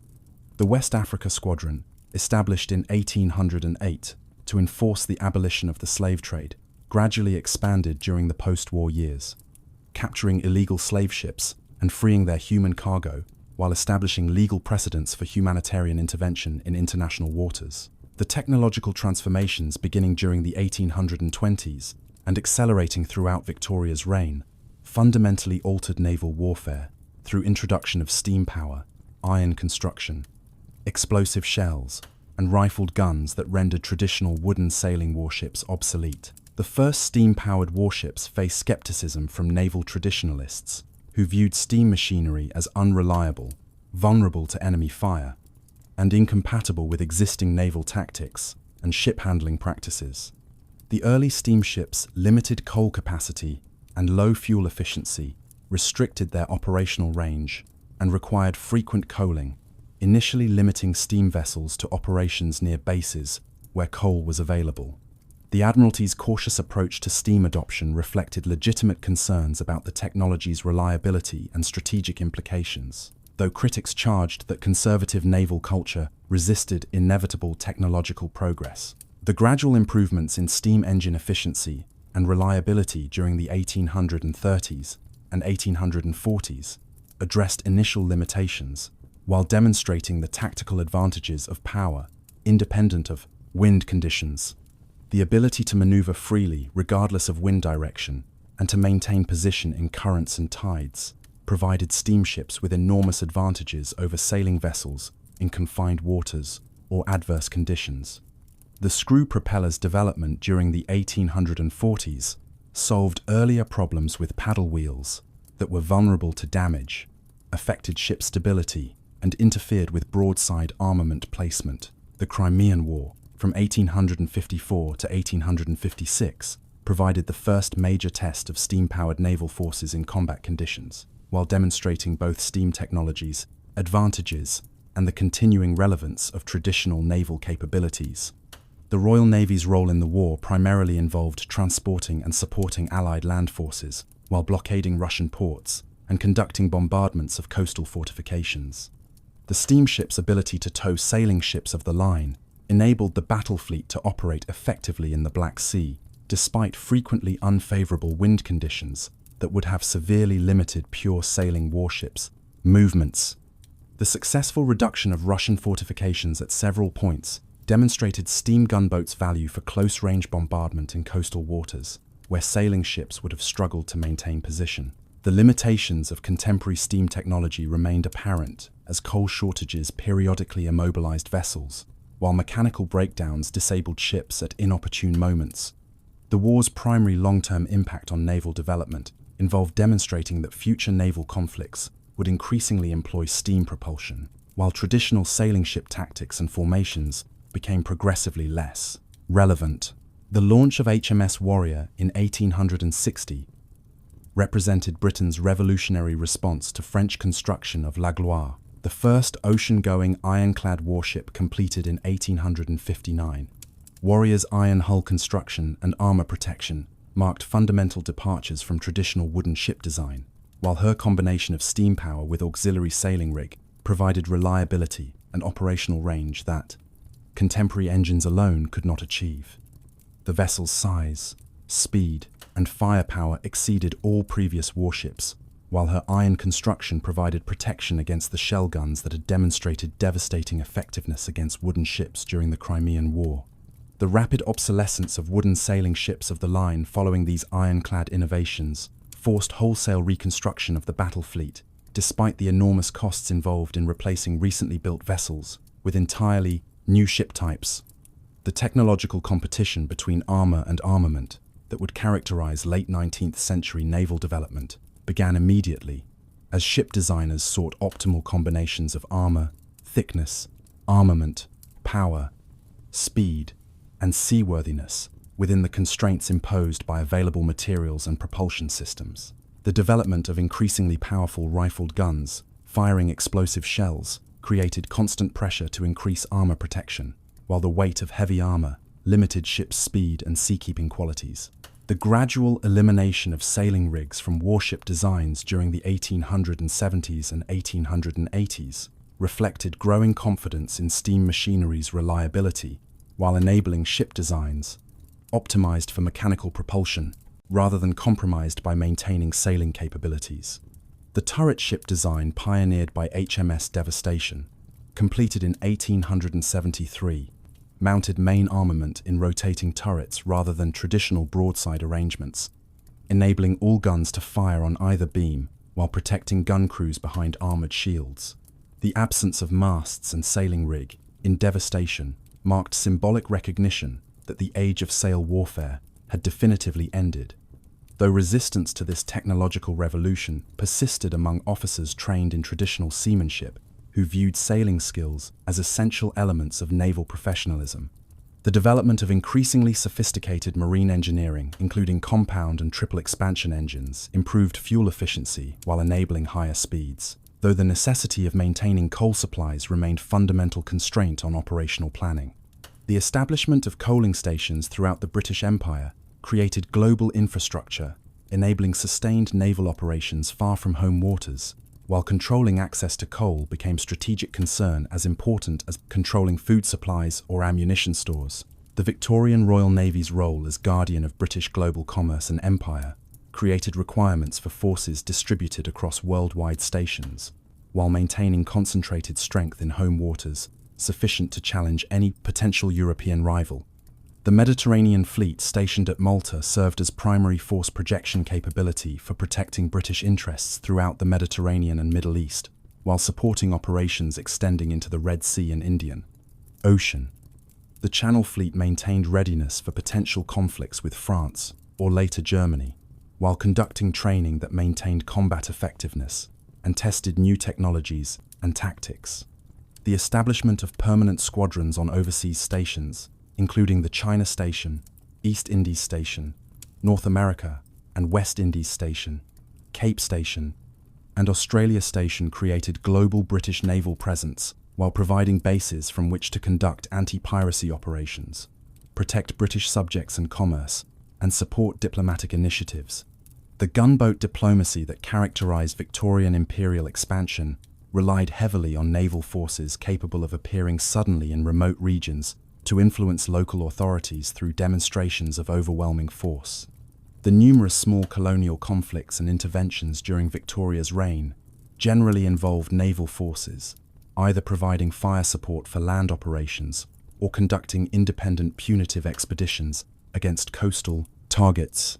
The Naval Defence Act of 1889 represented systematic parliamentary commitment to maintaining British naval supremacy through legislation, mandating that the Royal Navy be maintained at strength equal to the Torments, combined forces of the next two largest navies, establishing the two-power standard that would guide British naval policy into the 20th century. This legislation acknowledged the enormous costs of maintaining technological superiority, as rapid developments in ship design and weapons required constant expenditures to prevent obsolescence of existing vessels while building new ships, incorporating latest advances. The vast expansion of global coal consumption and trade routes during the late 19th century enhanced the economic foundations supporting British naval power, while creating increasingly complex trade protection requirements as the value and extent of British maritime commerce reached unprecedented levels. The technological developments in submarine cables during the 1860s and later enabled rapid global communications that transformed naval command and control by allowing London to communicate directly with distant fleet commanders, though this capability also enabled political interference in operational decisions that previously commanders had made independently due to communication delays. The Fashoda crisis of 1898 demonstrated how overwhelming British naval superiority could influence diplomatic confrontations without actual combat, as British naval mobilization convinced France to withdraw from disputed African territories rather than risk war. The crisis occurred when French and British imperial ambitions collided in the Sudan, with a French expedition seeking to establish presence across Africa from Atlantic to Indian Ocean, encountering British forces advancing southward from Egypt. The Royal Navy's ability to rapidly deploy overwhelming force against French colonial positions and interdict French communications with their African forces created tactical impossibilities for French military success, regardless of the merits of their diplomatic claims. The French decision to withdraw from Fashoda, rather than escalate confrontation into general war, reflected realistic assessment of the naval balance and recognition that France could not sustain military operations in regions where British naval power could be brought to bear. The resolution of this crisis, through British naval pressure, rather than armed conflict, exemplified how peacetime naval supremacy provided diplomatic leverage that could achieve strategic objectives without the costs and risks of actual warfare. The turn of the 20th century witnessed rising German naval power that would fundamentally challenge British maritime supremacy and drive an expensive naval race between the world's leading industrial powers. The German naval laws of 1898 and 1900 initiated systematic battleship construction programs designed to create a fleet capable of challenging British control of European waters. Though German strategic thinking remained confused regarding whether this fleet would enable Germany to compete for global influence or serve primarily as leverage for continental political objectives. The appointment of Admiral Alfred von Tirpitz as Secretary of State for the Navy provided German naval expansion with energetic leadership and political skill necessary to maintain parliamentary and public support for expensive building programs despite Germany's existing military commitments on land. The construction of Kiel Canal connecting the Baltic and North Seas enabled concentration of German naval forces against Britain, regardless of which sea they were stationed in, eliminating previous geographic divisions that had fragmented German maritime resources. The British response to German naval expansion initially involved attempting to maintain comfortable margins of superiority through accelerated construction programs, while exploring diplomatic accommodations that might limit the expense of competitive building. The failure of diplomatic efforts to achieve naval limitations forced Britain to accept expensive building programs that strained finances while diverting resources from other imperial and domestic priorities. The launch of HMS Dreadnought in 1906 revolutionized battleship design through its all-big gun armament and turbine propulsion, rendering all existing battleships obsolescent overnight, while initiating a new phase of the naval race based on dreadnought-type vessels. The previous heterogeneous armament schemes, mounting guns of various calibers, gave way to uniform main batteries of heavy guns that could be controlled through centralized fire direction systems, enabling engagement at unprecedented ranges. The adoption of steam turbines provided higher speeds and greater reliability than earlier reciprocating engines, while eliminating the vibrations that had plagued earlier high-speed vessels. The revolutionary nature of Dreadnought's design meant that Britain's existing superiority in pre-Dreadnought battleships became largely irrelevant as all major naval powers began constructing Dreadnoughts, creating circumstances where Germany could potentially achieve parity through aggressive building programs despite Britain's historical advantages. The subsequent Super Dreadnought designs incorporated increasingly heavy armament, including 13.5-inch and 15-inch guns that extended effective engagement ranges beyond 20,000 yards, while improved armor schemes protected vital areas against contemporary heavy shells. The continuous technological evolution of battleship design meant that vessels became obsolescent within years of completion, despite enormous construction costs, creating financial burdens that tested national resources while driving ongoing debates about naval expenditures and priorities. The Anglo-German naval race reached its peak during the years immediately preceding World War I, as both nations committed vast resources to battleship construction while developing supporting forces of battlecruisers, cruisers, destroyers, and submarines that were necessary components of modern balanced fleets. The British determination to maintain decisive superiority, despite German building programs, reflected both traditional naval policies and recognition that Britain's island geography and global empire created absolute dependence on maritime supremacy for national survival. The two-power standard gradually gave way to less ambitious numerical targets, as the costs of maintaining traditional margins of superiority against determined German competition proved unsustainable even for Britain's wealthy industrial economy. The concentration of British naval forces in home waters required withdrawal from overseas stations that had previously maintained permanent squadrons, creating vulnerabilities in distant regions while enabling more effective deployment against the primary German threat. The diplomatic accommodation with France, formalized through the Entente Cordiale of 1904, enabled rationalization of British naval deployments by relieving concerns about French naval threats and eventually leading to informal division of naval responsibilities, where France protected Mediterranean interests while Britain concentrated on northern European waters. The outbreak of World War I in August 1914 created circumstances where the most powerful battle fleets ever assembled faced each other across the North Sea, yet full-scale fleet actions remained rare, as both sides recognized the potentially decisive consequences of major defeats. The Royal Navy's immediate establishment of distant blockade against Germany strangled German maritime commerce while preventing German surface forces from accessing Atlantic trade routes or colonial territories. The blockade strategy differed fundamentally from earlier close blockades that maintained forces near enemy ports, instead establishing patrol lines across the northern passages between Scotland and Norway that intercepted merchant vessels attempting to reach German ports.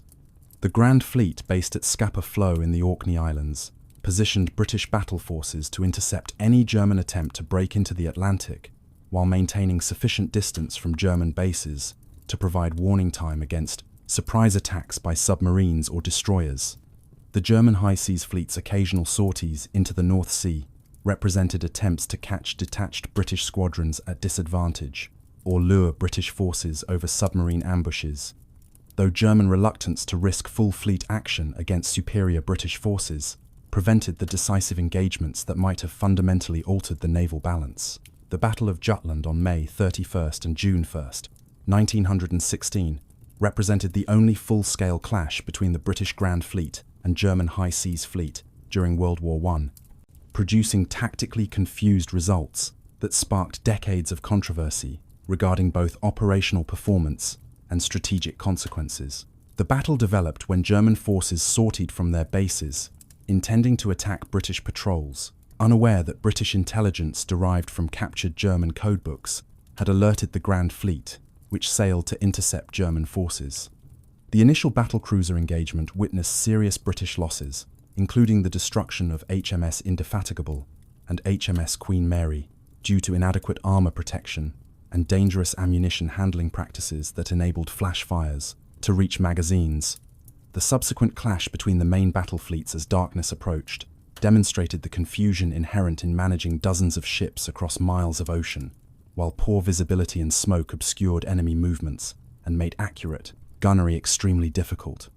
The German withdrawal during the night and subsequent return to port before British forces could renew action the following morning prevented the decisive annihilation that the Royal Navy had anticipated and created post-battle controversies about whether British commanders had been sufficiently aggressive in pursuing defeated enemies. The strategic outcome clearly favored Britain, despite disappointing tactical results, as German forces retreated to port and thereafter avoided major fleet actions, confirming British control of northern waters, while the blockade continued strangling German maritime trade and access to overseas resources. The submarine warfare that emerged during World War I represented potentially mortal threats to British maritime supremacy, as German U-boats attacked merchant shipping, attempting to reach British ports, sinking enormous tonnages that threatened to starve Britain of essential food and raw materials. The initial submarine campaigns during 1915 and 16 achieved significant shipping losses, while German willingness to sink neutral vessels without warning created diplomatic crises that contributed to American entry into the war. The temporary German restriction of submarine warfare in response to American protests provided temporary relief but highlighted British vulnerability to sustained attacks on merchant shipping. The resumption of unrestricted submarine warfare in February 1917 represented German calculations that starving Britain into submission before American forces could become effective outweighed the certainty of bringing America into the war. The shipping losses during spring and summer 1917 reached catastrophic levels that threatened British ability to continue the war, as available tonnage declined toward minimum levels necessary for feeding the 19 population and supplying the military. The belated introduction of systematic convoy protection during mid-1917 dramatically reduced shipping losses by forcing submarines to attack heavily defended convoys rather than isolated merchant vessels, turning the Battle of the Atlantic in Britain's favour, though losses remained serious until war's end. The post-World War I decades witnessed dramatic reductions in naval forces as Britain struggled with enormous war debts and competing domestic priorities, while international efforts at arms control sought to prevent repetition of expensive pre-war naval races. The Washington Naval Treaty of 1922 established limits on battleship tonnage and numbers for major naval powers, while mandating destruction of numerous existing and planned vessels to achieve treaty limits. The treaty's acceptance by Britain represented recognition that the nation could no longer afford maintaining the enormous naval superiority that had characterized Victorian and Edwardian periods. Though the treaty's terms preserved British equality with the United States while maintaining advantages over Japan and other powers, the limitations on battleship construction redirected naval development toward unrestricted ship types, including cruisers, destroyers, and submarines, where technological innovations continued despite treaty constraints on capital ships. The London Naval Treaties of 1930 and 1936 extended limitations to cruisers and other vessel types, while attempting to preserve the naval balance established at Washington, though these agreements proved increasingly difficult to maintain as international political tensions rose during the 1930s. The failure of collective security arrangements during the 1930s and the rise of aggressive dictatorships in Germany, Italy, and Japan created mounting pressures for naval rearmament, despite continuing economic difficulties and political resistance to military spending. The British response to these emerging threats remained constrained by financial limitations and competing strategic priorities, as the nation faced potential simultaneous conflicts in European, Mediterranean, and Far Eastern waters against multiple enemies whose combined naval strength exceeded British capabilities. The development of aircraft carriers during the interwar period created new dimensions of naval warfare, as aviation extended fleet striking ranges far beyond traditional gun ranges, while enabling attacks on shore targets previously vulnerable only to amphibious assaults. The Royal Navy's early investment in carrier development reflected recognition that aircraft would play increasingly important roles in future naval warfare, though debates continued regarding whether carriers would supplement or replace battleships as primary naval striking forces. The development of radar technology during the late 1930s provided revolutionary capabilities for detecting enemy forces and directing gunfire regardless of visibility conditions, though the technology's full potential remained unrealized until wartime operational experience drove rapid improvements. The outbreak of World War II in September 1939 immediately created maritime challenges across multiple theatres, as German surface raiders and submarines attacked British commerce, while Italian entry into the war in June 1940 threatened Mediterranean communications and Middle Eastern interests.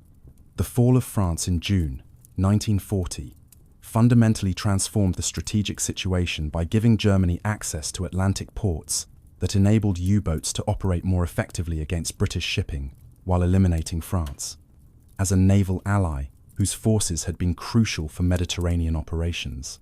The Royal Navy's attack on French warships at Mers el-Kabir in July 1940 to prevent their potential seizure by Germany represented the agonizing choices facing British leadership when former allies became potential enemies. The Italian fleet's presence in the Mediterranean forced British dispersion of forces between home waters, where German threats remained primary concerns, and Mediterranean deployments necessary to protect vital interests, including access to Middle Eastern oil and maintaining communications with India through the Suez Canal. The Battle of the Atlantic that developed during 1940 and continued throughout the war's duration represented Britain's most crucial naval campaign, as the nation's survival depended absolutely on maintaining merchant shipping links with North America and other overseas sources of food, raw materials, and military equipment. The German U-boat force expanded dramatically during early war years, while improvements in tactics, including wolfpack operations, concentrating multiple submarines against individual convoys, achieved devastating shipping losses during PAC 1940 and early 1941. The extension of American neutrality patrols and eventually Lend-Lease assistance before formal American entry into the war provided crucial support for British convoy operations, while American shipbuilding eventually replaced merchant losses faster than submarines could sink tonnage. The technological battle between submarine capabilities and anti-submarine warfare systems, including radar, sonar, depth charges, and aircraft drove constant innovations on both sides, as each sought advantages that might prove decisive. The breaking of German naval codes through efforts at Bletchley Park provided invaluable intelligence regarding U-boat dispositions and operations, enabling convoys to be routed away from known submarine concentrations while directing anti-submarine forces toward profitable hunting areas. The Mediterranean campaigns throughout World War II demanded enormous Royal Navy resources for maintaining communications with Middle Eastern forces, while supporting land operations in North Africa, Greece, and Italy. The vulnerability of British forces operating within range of Axis air power, based in Italy, Sicily, and North Africa, demonstrated the extent to which aircraft had transformed naval warfare, as surface ships without adequate air cover faced devastating attacks by land-based aircraft. The evacuation of British forces from Greece and Crete in April and May 1941 occurred under constant German air attack that sank numerous ships and created casualties exceeding those suffered in land fighting, demonstrating the terrible costs of operating naval forces within range of enemy air superiority. The Malta convoys that sustained the besieged island fortress against Axis, attempts to starve it into submission, involved some of the war's most desperate naval battles, as heavily escorted merchant convoys fought through German and Feldland Italian air and submarine attacks to deliver essential supplies. The losses suffered during these operations were enormous, yet Malta's survival enabled continued air and submarine attacks against Axis supply lines to North Africa that contributed significantly to eventual Allied victory in that theatre. The Pacific War following Japanese attacks in December 1941 created immediate disasters for British naval forces in Asia, as Japanese forces rapidly overran British colonies in Hong Kong, Malaya, Singapore, and Burma, while sinking or capturing British warships inadequately prepared for modern naval warfare against a determined enemy with carrier-based air superiority. The sinking of HMS Prince of Wales and HMS Repulse by Japanese aircraft on December 10, 1941, demonstrated that battleships without air cover could not survive against modern air attack, regardless of their armor and armament, forcing fundamental reconsiderations of capital ship roles in contemporary naval warfare. The Eastern Fleet, established in early 1942 to protect Indian Ocean communications, operated cautiously to avoid Japanese carrier forces that had demonstrated overwhelming superiority during early Pacific campaigns. The British Pacific Fleet, formed in late 1944, participated in final operations against Japan, though its role remained secondary to massive American naval forces that had borne primary responsibility for defeating Japanese naval power during 3 years of Pacific campaigns. The contrast between American naval expansion during the war, which eventually produced hundreds of ships, including dozens of carriers, and British struggles to maintain forces across multiple theatres, reflected the enormous disparity in industrial capacity and resources that characterized the Anglo-American partnership. The post-World War II decades witnessed fundamental transformations of the Royal Navy as Britain adjusted to dramatically reduced global power, while technological revolutions, including nuclear propulsion, guided missiles, and jet aircraft altered the character of naval warfare. The loss of India in 1947 and the rapid decolonization of other territories during the 1950s and 60s eliminated traditional justifications for maintaining global naval presence while reducing the strategic depth that empire had previously provided. The development of nuclear weapons created new strategic environments where traditional naval operations might become irrelevant if general war between nuclear powers would be decided by strategic missiles rather than conventional military forces.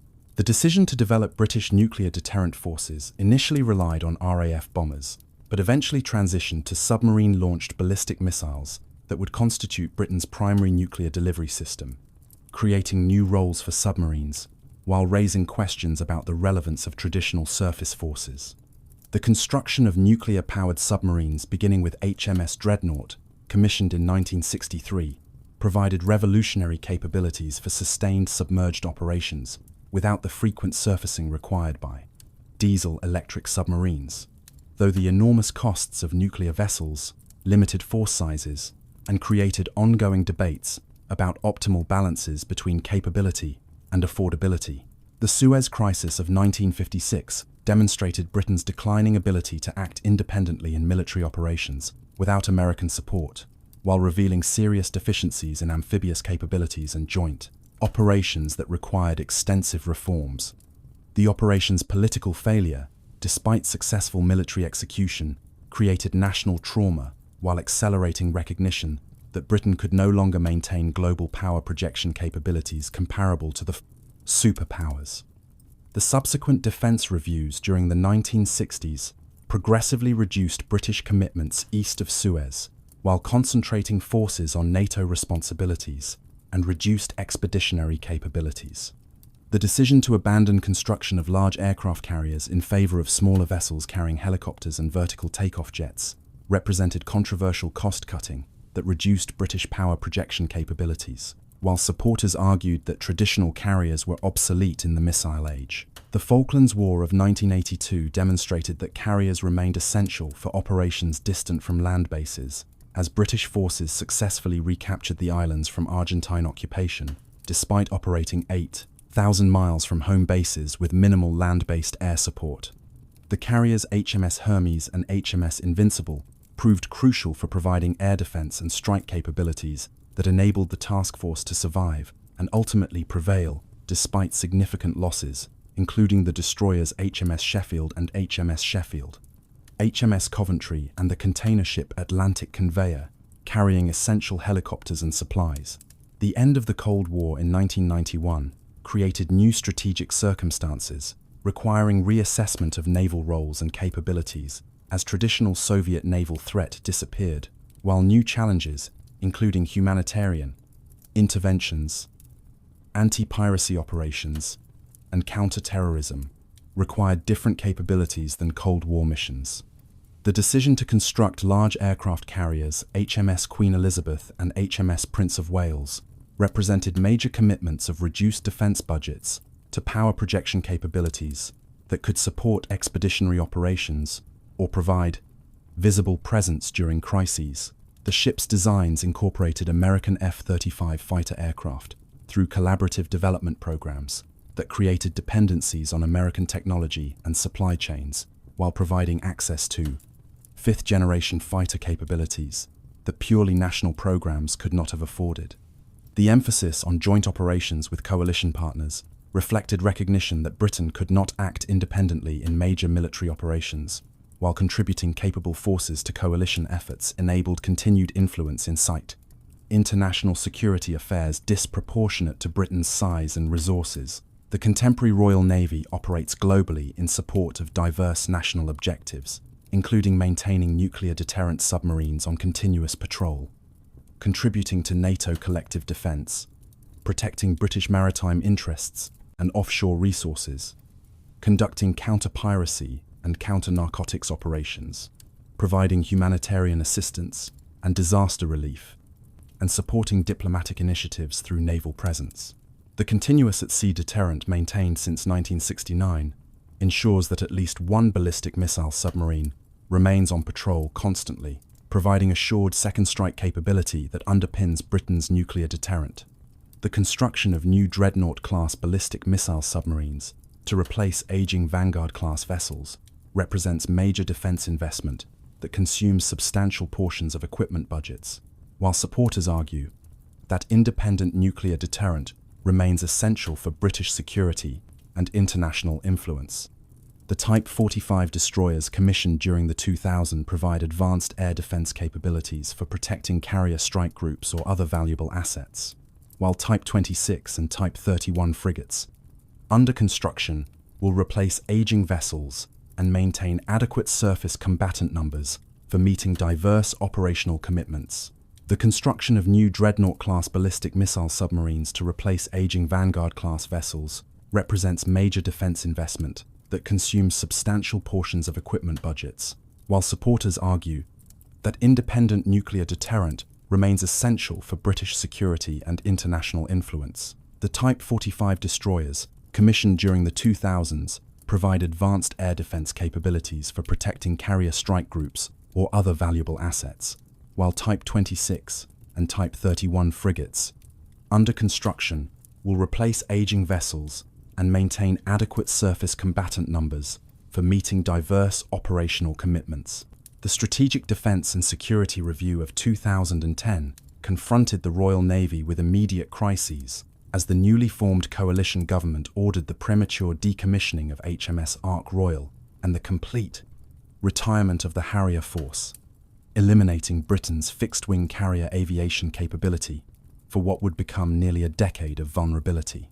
The decision occurred despite HMS Ark Royal having undergone recent expensive refits that should have enabled decades of further service, while the Harrier fleet represented proven capabilities whose elimination left Britain dependent on Allied air support during the extended gap before new carriers could enter service with their F-35 aircraft. The dramatic scenes of HMS Ark Royal's final voyage into Portsmouth Harbour on December 3, 2010, witnessed by thousands of spectators, including former crew members and aviation enthusiasts, symbolised the end of continuous British carrier strike capability that had existed since the commissioning of HMS Hermes in 1959. The political controversies surrounding these decisions intensified when HMS Ark Royal was sold for scrap in 2013 for approximately £3 million, a fraction of the vessel's replacement value, while the shipbreakers began dismantling what remained a capable platform whose operational life had been artificially truncated by fiscal pressures rather than material obsolescence. The construction of the Queen Elizabeth-class carriers continued despite these cuts, with HMS Queen Elizabeth's hull taking shape at Rosyth Dockyard through a modular construction process where massive sections fabricated at various locations around Britain were transported for final assembly, demonstrating the distributed nature of contemporary British naval shipbuilding that reflected both industrial realities and political requirements to spread economic benefits across multiple constituencies. The intervention in Libya during 2011 tested the Royal Navy's capabilities during the carrier aviation gap as British forces participated in Operation Ellamy, enforcing United Nations Security Council Resolution 1973 that authorized protection of Libyan civilians threatened by government forces under Muammar Gaddafi. The submarine HMS Triumph launched Tomahawk cruise missiles against Libyan air defense systems during the operation's opening hours on March 19, 2011, initiating British participation in the air campaign that would continue for 7 months.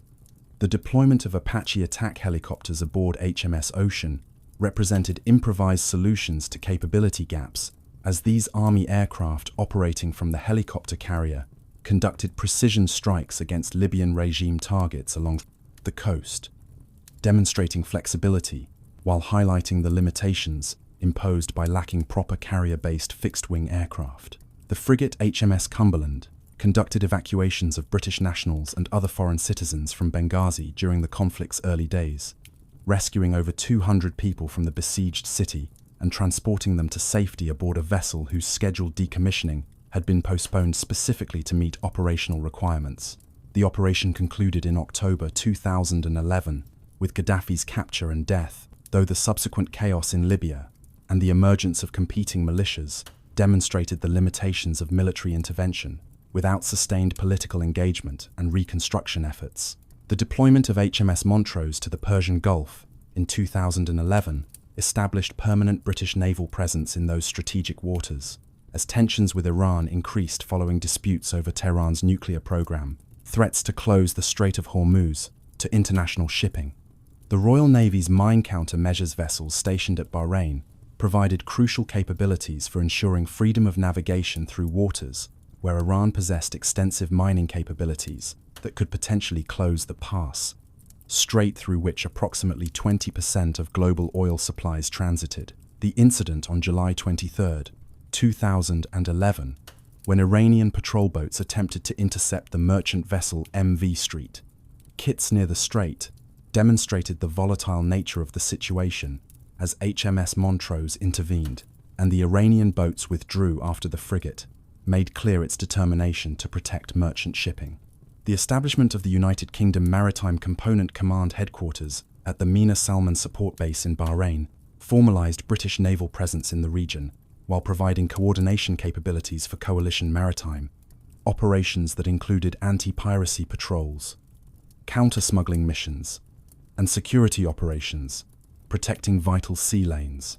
The deployment of HMS Daring to the Mediterranean in 2013, during heightened tensions over Syria's use of chemical weapons, illustrated the continuing utility of naval forces for responding to rapidly developing crises while maintaining diplomatic flexibility. The Type 45 destroyer's presence in eastern Mediterranean waters during September 2013, when American and British governments considered military strikes against Syrian regime targets, provided visible evidence of military capabilities available for potential operations, while the ships could be withdrawn quickly if diplomatic solutions emerged without the complications of land-based force deployments.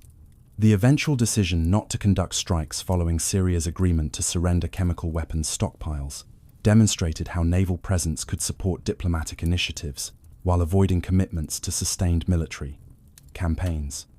Though the subsequent Syrian civil war's continuation and the regime's apparent continued use of chemical weapons revealed the limitations of diplomatic solutions, unsupported by credible military pressure. The destroyers HMS Defender and HMS Diamond subsequently participated in United States-led strikes against Syrian chemical weapons facilities in April 2018, though the limited nature of these attacks and their failure to fundamentally alter Syria's behavior repeated familiar patterns where military actions achieve tactical objectives while strategic outcomes remain disappointing. The response to Typhoon Haiyan's devastation of the Philippines in November 2013 demonstrated the Royal Navy's humanitarian assistance capabilities as HMS Daring and HMS Illustrious deployed to provide disaster relief following the storm that killed over 6,000 people and left millions homeless. The carrier HMS Illustrious, operating in what would prove to be one of its final deployments before decommissioning, provided a floating base for helicopter operations, delivering supplies to isolated communities cut off by the typhoon's destruction of roads and infrastructure. The ship's medical facilities treated injured survivors, while its capabilities for producing fresh water and generating electrical power provided essential services to devastated coastal communities where normal infrastructure had been completely destroyed. The deployment of over 500 Royal Navy and Royal Marines personnel to support relief operations demonstrated the diverse capabilities that naval forces provided beyond traditional combat missions, while the rapid response within days of the disaster illustrated the advantages of forward-deployed forces that could reach crisis zones quickly without requiring extended transit times from home bases. The cooperation with Philippine military forces, American naval units, and international relief organizations during these operations established relationships and demonstrated capabilities that contributed to broader strategic objectives regarding British engagement with Southeast Asian nations. The Scottish independence referendum of September 18, 2014, created unprecedented uncertainties for naval planning, as voters considered whether Scotland should separate from the United Kingdom. The concentration of crucial naval infrastructure in Scotland, including the Faslane naval base housing Britain's nuclear deterrent submarines, meant that Scottish independence would have created enormous complications, requiring either relocation of the deterrent force at costs estimated at £20 billion, or complex negotiations with an independent Scotland whose voters might oppose hosting nuclear weapons. The referendum campaign witnessed intense debates about the disposition of existing Royal Navy assets and personnel, with Scottish nationalists arguing that an independent Scotland should receive its proportional share of vessels and equipment, while Unionists contended that the integrated nature of naval forces precluded simple division. The referendum's result, rejecting independence by 55% to 45%, preserved existing arrangements, while the closeness of the vote revealed substantial support for separation that ensured these questions would remain politically salient. The subsequent general election of 2015 witnessed the Scottish National Party winning 56 of Scotland's 59 parliamentary seats, demonstrating continuing strength of nationalist sentiment that created ongoing concerns about potential future referendums that might affect naval installations and operations. The commissioning of HMS Queen Elizabeth on December 7, 2017, marked the return of British fixed-wing carrier aviation after the gap created by HMS Ark Royal's premature retirement 7 years earlier.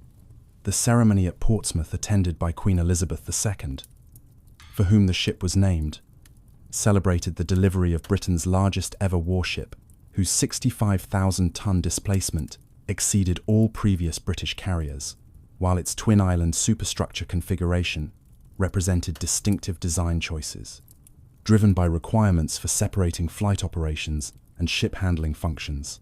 The carrier's initial operations without aircraft aboard reflected the extended timelines for bringing F-35 aircraft into service, as pilot training and aircraft deliveries proceeded gradually through 2018 and 2019. The first landing of an F-35 aboard HMS Queen Elizabeth occurred on September 25, 2018, when Royal Air Force Squadron Leader Andy Edgell brought his aircraft onto the deck off the Virginia coast during trials conducted with American support, marking a crucial milestone in restoring British carrier strike capabilities. The integration of American F-35 aircraft and pilots into the carrier air wing reflected pragmatic recognition that Britain alone could not generate sufficient aircraft or crews to fully utilize the carrier's problematic capabilities, creating mixed British-American air groups that enhanced operational effectiveness while creating dependencies on continued American cooperation. The incident involving HMS Defender in the Black Sea on June 23, 2021, demonstrated the tensions surrounding freedom of navigation operations in contested waters as the destroyer transited near Crimea, following a route that Britain considered legitimate passage through Ukrainian territorial waters, while Russia claimed the area as its territory following the 2014 annexation. The Russian response included aircraft overflights, warning shots reportedly fired by a Russian patrol vessel, and diplomatic protests claiming that HMS Defender had illegally violated Russian territorial waters.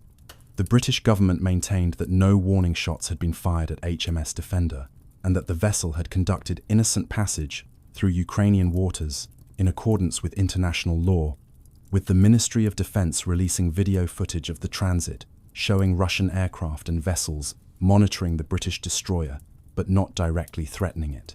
The incident illustrated the complex legal and political issues surrounding naval operations in areas where territorial claims remained disputed, while demonstrating Britain's willingness to conduct freedom of navigation operations despite potential confrontations with rival powers. The broader context of deteriorating relations with Russia following the Salisbury poisonings of 2018 and Russian interference in Western elections created circumstances where routine naval operations carried heightened political significance and potential for escalation. The deployment of Carrier Strike Group 21 during 2021 represented the largest concentration of British maritime power in decades, as HMS Queen Elizabeth led a task group including destroyers, frigates, and support vessels on a 7-month voyage covering 26,500 miles across the Mediterranean, Indian Ocean, and Pacific. The embarkation of 18 F-35 aircraft, including both Royal Air Force and United States Marine Corps jets, demonstrated the international nature of the air wing, while the inclusion of American destroyer USS Sullivans and Dutch frigate HNLMS Evertsen within the task group illustrated coalition approaches to contemporary naval operations. The exercises conducted with over 40 nations during the deployment, including significant training with Japanese, South Korean, and Indian naval forces, emphasized Britain's commitment to Indo-Pacific engagement as tensions with China increased over Taiwan, South China Sea disputes, and broader strategic competition. The loss of an F-35 aircraft into the Mediterranean on November 17, 2021, when the jet crashed during takeoff operations, represented the deployment's most serious incident, as the pilots safely ejected while the aircraft sank in approximately 2,000 meters of water. The subsequent recovery operation that retrieved the aircraft from the seabed in December 2021 prevented potentially hostile powers from accessing sensitive technologies while demonstrating British capabilities for complex deep-water salvage operations. The task group's transit through the South China Sea, despite Chinese warnings against foreign military operations in waters that Beijing claimed, represented Britain's most direct challenge to Chinese maritime assertiveness. Decades. The commissioning of HMS Audacious on March 23, 2020, marked the fourth Astute-class attack submarine entering service, as the program gradually delivered vessels whose capabilities significantly exceeded previous British attack submarines. The submarine's 7,000-ton submerged displacement, nuclear propulsion, enabling unlimited underwater endurance, and armament, including Tomahawk cruise missiles and Spearfish torpedoes, created formidable platforms whose acoustic quieting made them extremely difficult to detect. The trials and testing period for HMS Audacious revealed problems with hydraulic systems and periscope seals that required repairs before the submarine could begin operational deployments, illustrating the continuing challenges of submarine construction despite decades of British experience in nuclear-powered vessel design. The subsequent commissioning of HMS Anson on August 27, 2022, continued the program's progress as 5 of 7 planned Astute-class submarines had entered service by mid-2020s, while construction of the final 2 vessels proceeded at Barrow-in-Furness.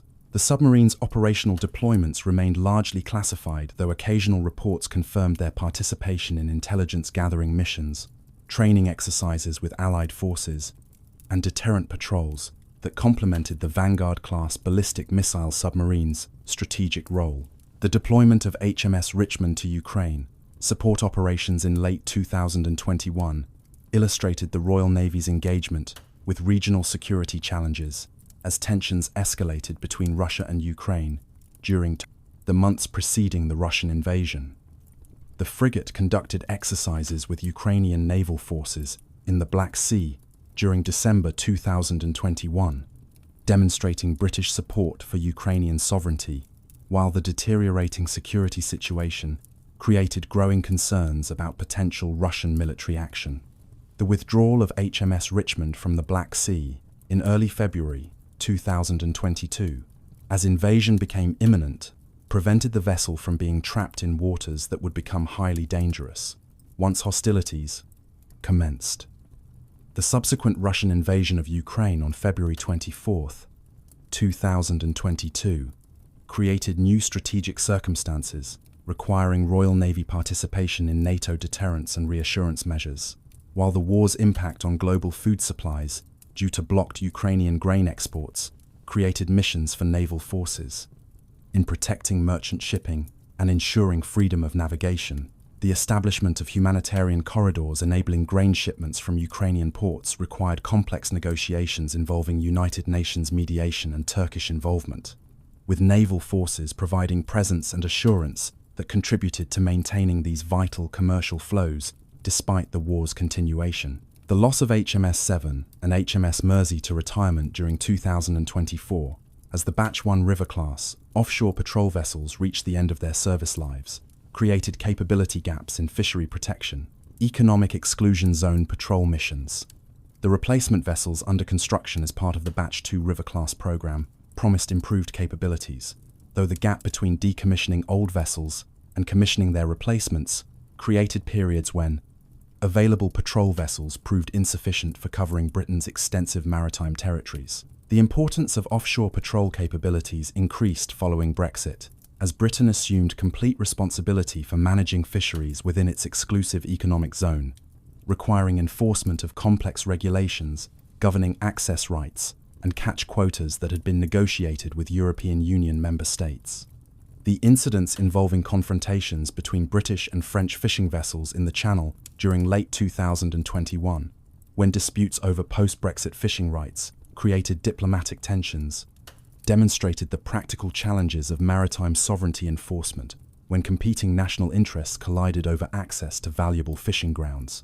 The deployment of patrol vessels to monitor fishing activities and enforce regulations consumed resources and vessel time that might otherwise have been available for other missions, while the political sensitivities surrounding fisheries enforcement created situations where operational decisions carried significant diplomatic implications. The counter-narcotics operations conducted by Royal Navy vessels in the Caribbean and Atlantic during the 2024 deployment season achieved significant drug seizures that disrupted trafficking organizations, attempting to transport cocaine from South American production centers toward European and North American markets.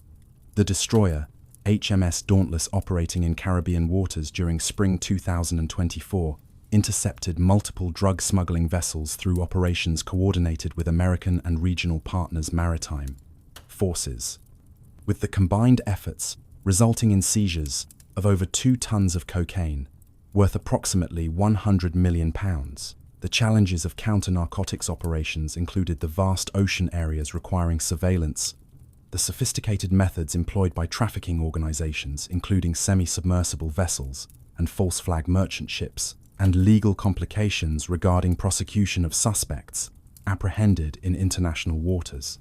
The deployment of Royal Marines boarding teams capable of rapidly searching suspected vessels, while Wildcat helicopters provided aerial surveillance, demonstrated the integrated capabilities that effective counter-narcotics operations required, combining sensors, communications, fast boats, and trained personnel capable of operating in challenging conditions far from home bases. The strategic importance of counter-narcotics missions derived partly from their direct impact on reducing drug flows, but perhaps more significantly, from their contributions to building partnerships with Caribbean and Central American nations whose cooperation proved valuable for broader security objectives, including counter-terrorism and regional stability. The announcement in March 2025 that HMS Illustrious, though long since decommissioned and sold for scrap, had been partially preserved, with its bow section installed as a memorial in Portsmouth Harbour, created renewed attention to the carrier's distinguished service history, spanning 32 years from its commissioning in 1982 through decommissioning in 2014. The memorial's establishment recognized HMS Illustrious's participation in numerous operations, including the Falklands War, Balkans conflicts, Sierra Leone intervention, Iraq War, and humanitarian missions, while serving as visible reminder of British naval heritage and the continuing importance of maritime power. The debates surrounding which vessels merited preservation as memorials versus scrapping for recycling reflected broader questions about balancing historical commemoration against practical considerations, including costs of maintaining aging ships and the limited space available in ports where active vessels required berths.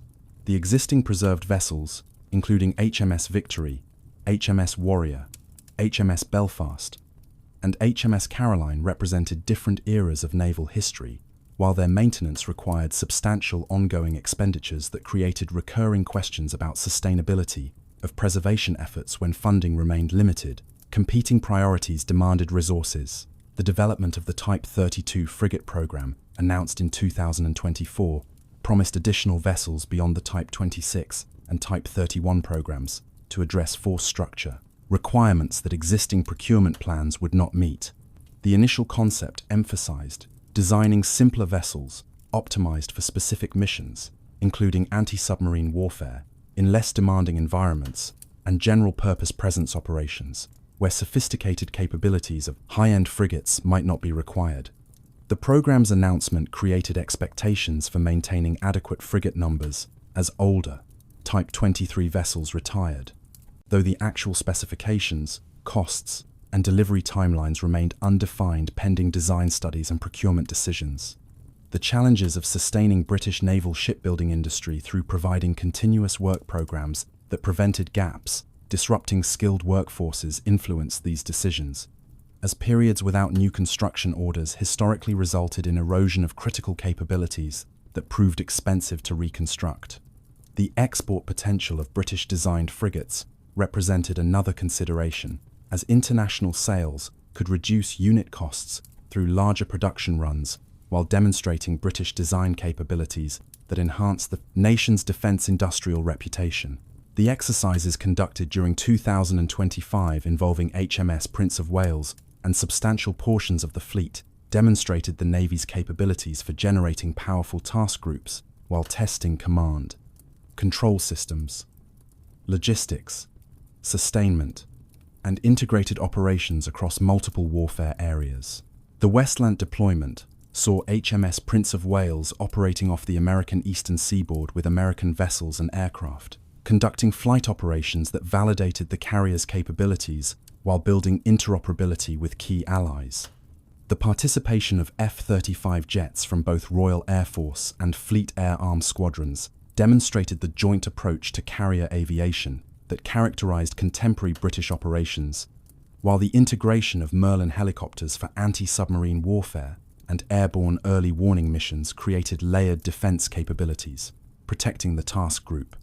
The logistics challenges of sustaining carrier operations, including fuel consumption, spare parts requirements, and aviation munitions, illustrated the complex support systems necessary for modern naval operations, with tankers and supply ships playing crucial though often underappreciated roles in enabling combat vessels' operations far from home bases. The exercises provided valuable training for personnel, while testing equipment under demanding conditions that revealed both capabilities and limitations of systems that peacetime operations might not fully stress. In the years that followed the Great Age of Sail, the Navy of England, soon to be formally styled the Royal Navy of the United Kingdom after the Act of Union, in 1801, entered a period of transformation as profound as any since the age of Drake or Nelson. The closing decades of the 18th century had revealed the limitations of wooden fleets in the face of new industrial capacities emerging ashore. The wars with revolutionary and Napoleonic France, though fought largely with the same ships that had triumphed at Trafalgar, had strained the administrative and logistical systems of the Admiralty to their utmost, demonstrating both the resilience of a centuries-old institution and the pressing need for reorganization to meet the demands of modern statecraft. When peace came in 1815, it found Britain exhausted but supreme upon the seas, its naval might unmatched, and its maritime institutions the model for all others. Yet beneath that surface of victory lay the slow, inexorable onset of change, technological, political, and economic, that would redefine the very nature of sea power. The first half of the 19th century was marked by uneasy coexistence between the traditions of sail and the creeping encroachment of steam. The introduction of steam propulsion into naval architecture began tentatively, with paddle wheel vessels of shallow draft and limited seaworthiness, employed more as auxiliaries or dispatch ships than as true instruments of battle. The Admiralty, cautious and conservative, hesitated to abandon centuries of wooden shipbuilding practice, and many senior officers regarded steam engines as mechanical curiosities unsuitable for the open ocean. But the Industrial Revolution advanced with relentless logic. The establishment of new dockyard facilities, particularly at Portsmouth, Chatham, and Devonport, enabled the construction of experimental steam vessels under the supervision of engineers such as Isambard Kingdom Brunel and Sir William Simons, the surveyor of the Navy. By the 1842, screw propulsion, more efficient and less vulnerable than paddle wheels, had begun to prove its worth, and the first hybrid frigates' wooden hulls bearing auxiliary steam engines appeared as the forerunners of an entirely new age of naval warfare. In this transitional era, the Navy confronted not only mechanical innovation but also an altered global mission. The collapse of Napoleonic hegemony had left Britain the de facto guarantor of maritime order, its squadrons patrolling the world's oceans to suppress the slave trade, protect commerce, and enforce a Pax Britannica grounded in economic dominance. The establishment of permanent stations at the Cape of Good Hope, the East Indies, the Pacific, and the China Seas extended the Navy's presence to every major theatre of maritime activity. Its officers became both diplomats and administrators, engaging with local rulers, negotiating treaties, and supporting British commercial interests. The naval bombardments of Algiers in 1816, of Acre in 1840, and the actions of the Opium Wars were emblematic of this hybrid role, combining technical experiment with imperial assertion. Beneath the white ensign, Britain projected an image of moral and industrial superiority, though often at the cost of entanglements that blurred the line between policing and conquest. By mid-century, the pace of technological evolution accelerated beyond all precedent. The Crimean War, 1854-1856, provided the first large-scale proving ground for steam fleets, iron hulls, and explosive shells. The devastating effect of modern artillery upon traditional fortifications demonstrated that wooden walls could no longer guarantee security. The launch of HMS Warrior in 1860, an iron-hulled, steam-powered, and heavily armoured warship, rendered all previous fleets obsolete overnight. Warrior represented not merely an engineering triumph, but the institutional acceptance of industrial modernity by an organisation once wedded to craft and tradition. The shift from sail to steam entailed vast logistical consequences: the establishment of global coaling stations, the reorganization of dockyard labor forces, and the rise of a new class of naval engineer whose expertise in metallurgy and thermodynamics now rivaled that of the seaman. Within the Admiralty itself, reform followed reform. Administrative rationalization began with the abolition of the Navy Board in 1832, consolidating control under a professionalized admiralty that sought efficiency and uniformity. The education of officers advanced through the creation of the Royal Naval College at Portsmouth and later Greenwich, embedding scientific training in the curriculum. Naval strategy, once an art of individual genius, became the subject of systematic study, influenced by contemporary theorists such as Mahan and Colomb. The Navy List became not merely a record, but an instrument of bureaucracy, codifying ranks, seniority, and command. Yet this drive toward modernity carried its own tensions. The sailor's world of rope and canvas gave way to the engineer's world of pistons and gauges, and the ethos of personal seamanship slowly yielded to that of mechanical discipline. As the 19th century matured into the Victorian era, Britain's naval supremacy reached a zenith unprecedented in world history. The expansion of empire across Africa, Asia, and the Pacific demanded an oceanic infrastructure of unparalleled complexity. Dockyards, coaling depots, and telegraph cables formed the invisible skeleton of imperial power, linking colonies and markets under a single maritime network. The Royal Navy, numbering hundreds of ships and tens of thousands of men, acted as both sword and shield of this global system. Its responsibilities ranged from suppressing piracy in the Malacca Straits to patrolling the Arctic in search of the Northwest Passage. The Pax Britannica was thus not an abstraction, but a daily labor of organization, maintenance, and presence. Yet even as Britain's empire appeared unassailable, new rivals began to stir. The unification of Germany under Prussian leadership and the industrial rise of the United States introduced powers capable of challenging British maritime dominance. The Franco-Prussian War demonstrated the strategic value of railways and telegraphs in conjunction with fleets, hinting at the integration of land and sea power that would characterize 20th century warfare.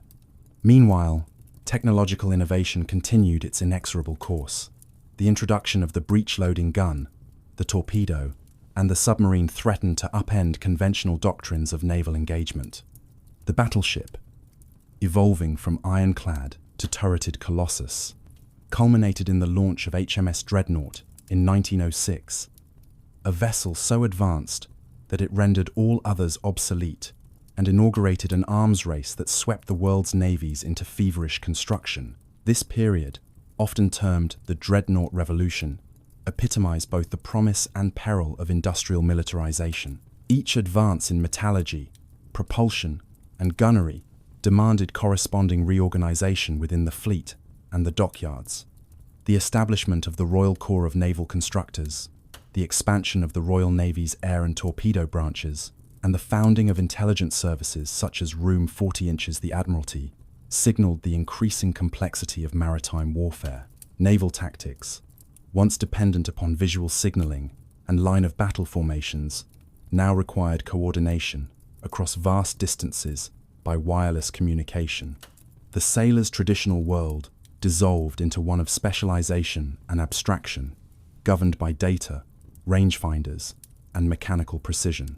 When war erupted in 1914, the Royal Navy entered the conflict as the most powerful maritime force in existence. Its fleet spread from Scapa Flow to the South Atlantic. The First World War tested not only its ships, but its institutional adaptability. The blockade of Germany, though less dramatic than Trafalgar, proved strategically decisive, strangling the Central Powers economy and demonstrating the continuing relevance of sea control in an age of industrial total war. Yet the war also exposed vulnerabilities: the loss of cruisers to U-boat attacks, the confusion of the Battle of Jutland, and the limitations of traditional command structures under modern conditions of communication delay and technological uncertainty. In these struggles, the Navy confronted its own transformation from an instrument of imperial policing to a component of a vast, mechanized war machine. The interwar years were a time of retrenchment and reflection. Economic austerity, disarmament treaties, and the dissolution of empire forced the Admiralty to reconsider its role. The Washington Naval Treaty of 1922 imposed limits upon capital ship construction, compelling innovation within constraint. The emergence of naval aviation introduced a new dimension to sea power.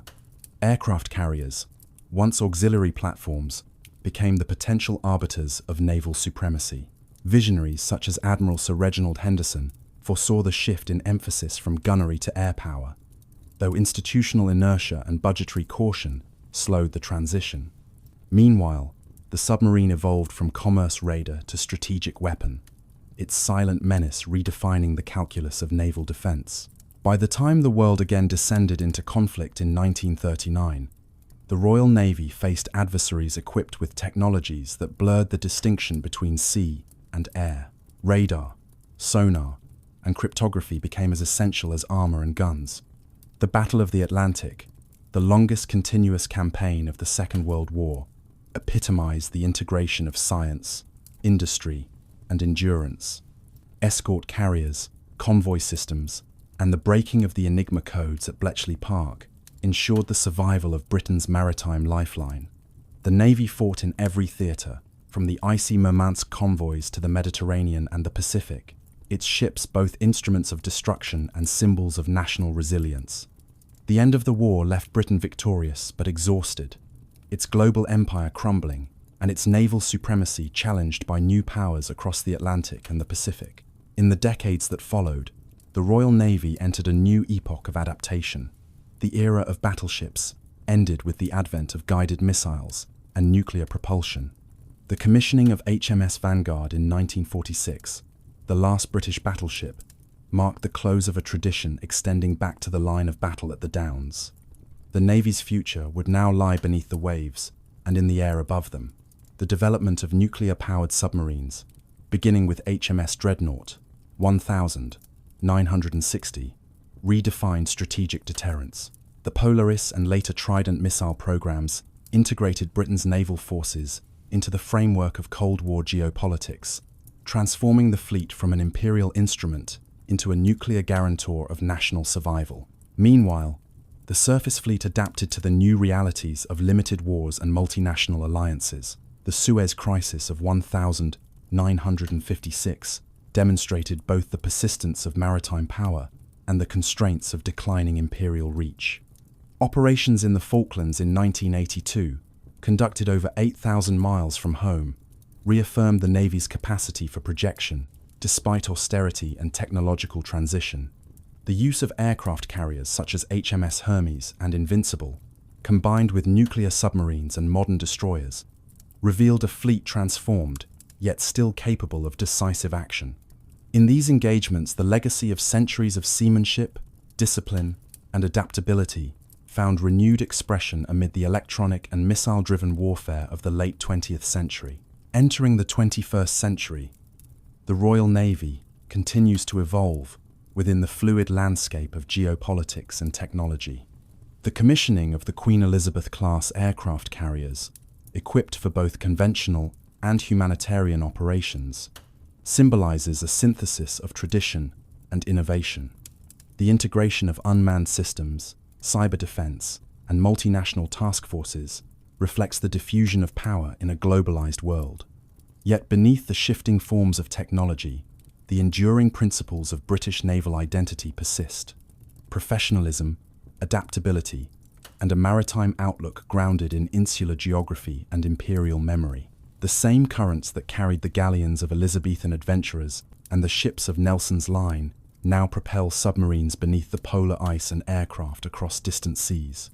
The continuity of purpose, sustained through transformation, remains the essential theme of the Navy's long history, a living institution perpetually balancing heritage with change. Thus, the story of the Navy in England, from its medieval origins through its imperial zenith to its modern reinvention, encapsulates not merely the evolution of a military force, but the trajectory of a civilization bound to the sea. Its ships, once carved from oak and driven by wind, now forged in steel and guided by silicon, embody the same restless curiosity and disciplined power that have shaped Britain's destiny. Through centuries of triumph and trial, reform and revolution, the Navy has remained both guardian and mirror of national character, an organism of the state, yet animated by human skill and endurance, a bridge between tradition and modernity, and a testament to the enduring dialogue between man, machine, and the infinite horizon. As the 20th century gave way to the 21st, the Royal Navy entered a period of redefinition in which its traditional roles of deterrence and imperial guardianship were transformed by the new realities of global politics, technological convergence, and fiscal constraint. The dissolution of the Soviet Union in 1991 altered the strategic architecture of the world that had sustained the Navy's Cold War posture for nearly half a century. The end of the 20th century also brought a reorientation of naval doctrine toward what strategists termed littoral operations, the projection of power from sea to land in politically unstable or contested regions. Amphibious warfare, long neglected, regained prominence through the Royal Marines and the development of specialized vessels such as the Albion-class landing ships. The terrorist attacks of 11 September 2001 and the ensuing conflicts in Afghanistan and Iraq redefined the strategic environment once more. The Royal Navy became a key participant in multinational coalitions operating under the banners of counter-terrorism and maritime security. Carrier strike groups deployed to the Arabian Sea, submarines launched cruise missiles against inland targets, and mine countermeasure vessels ensured the safety of vital shipping routes through the Strait of Hormuz.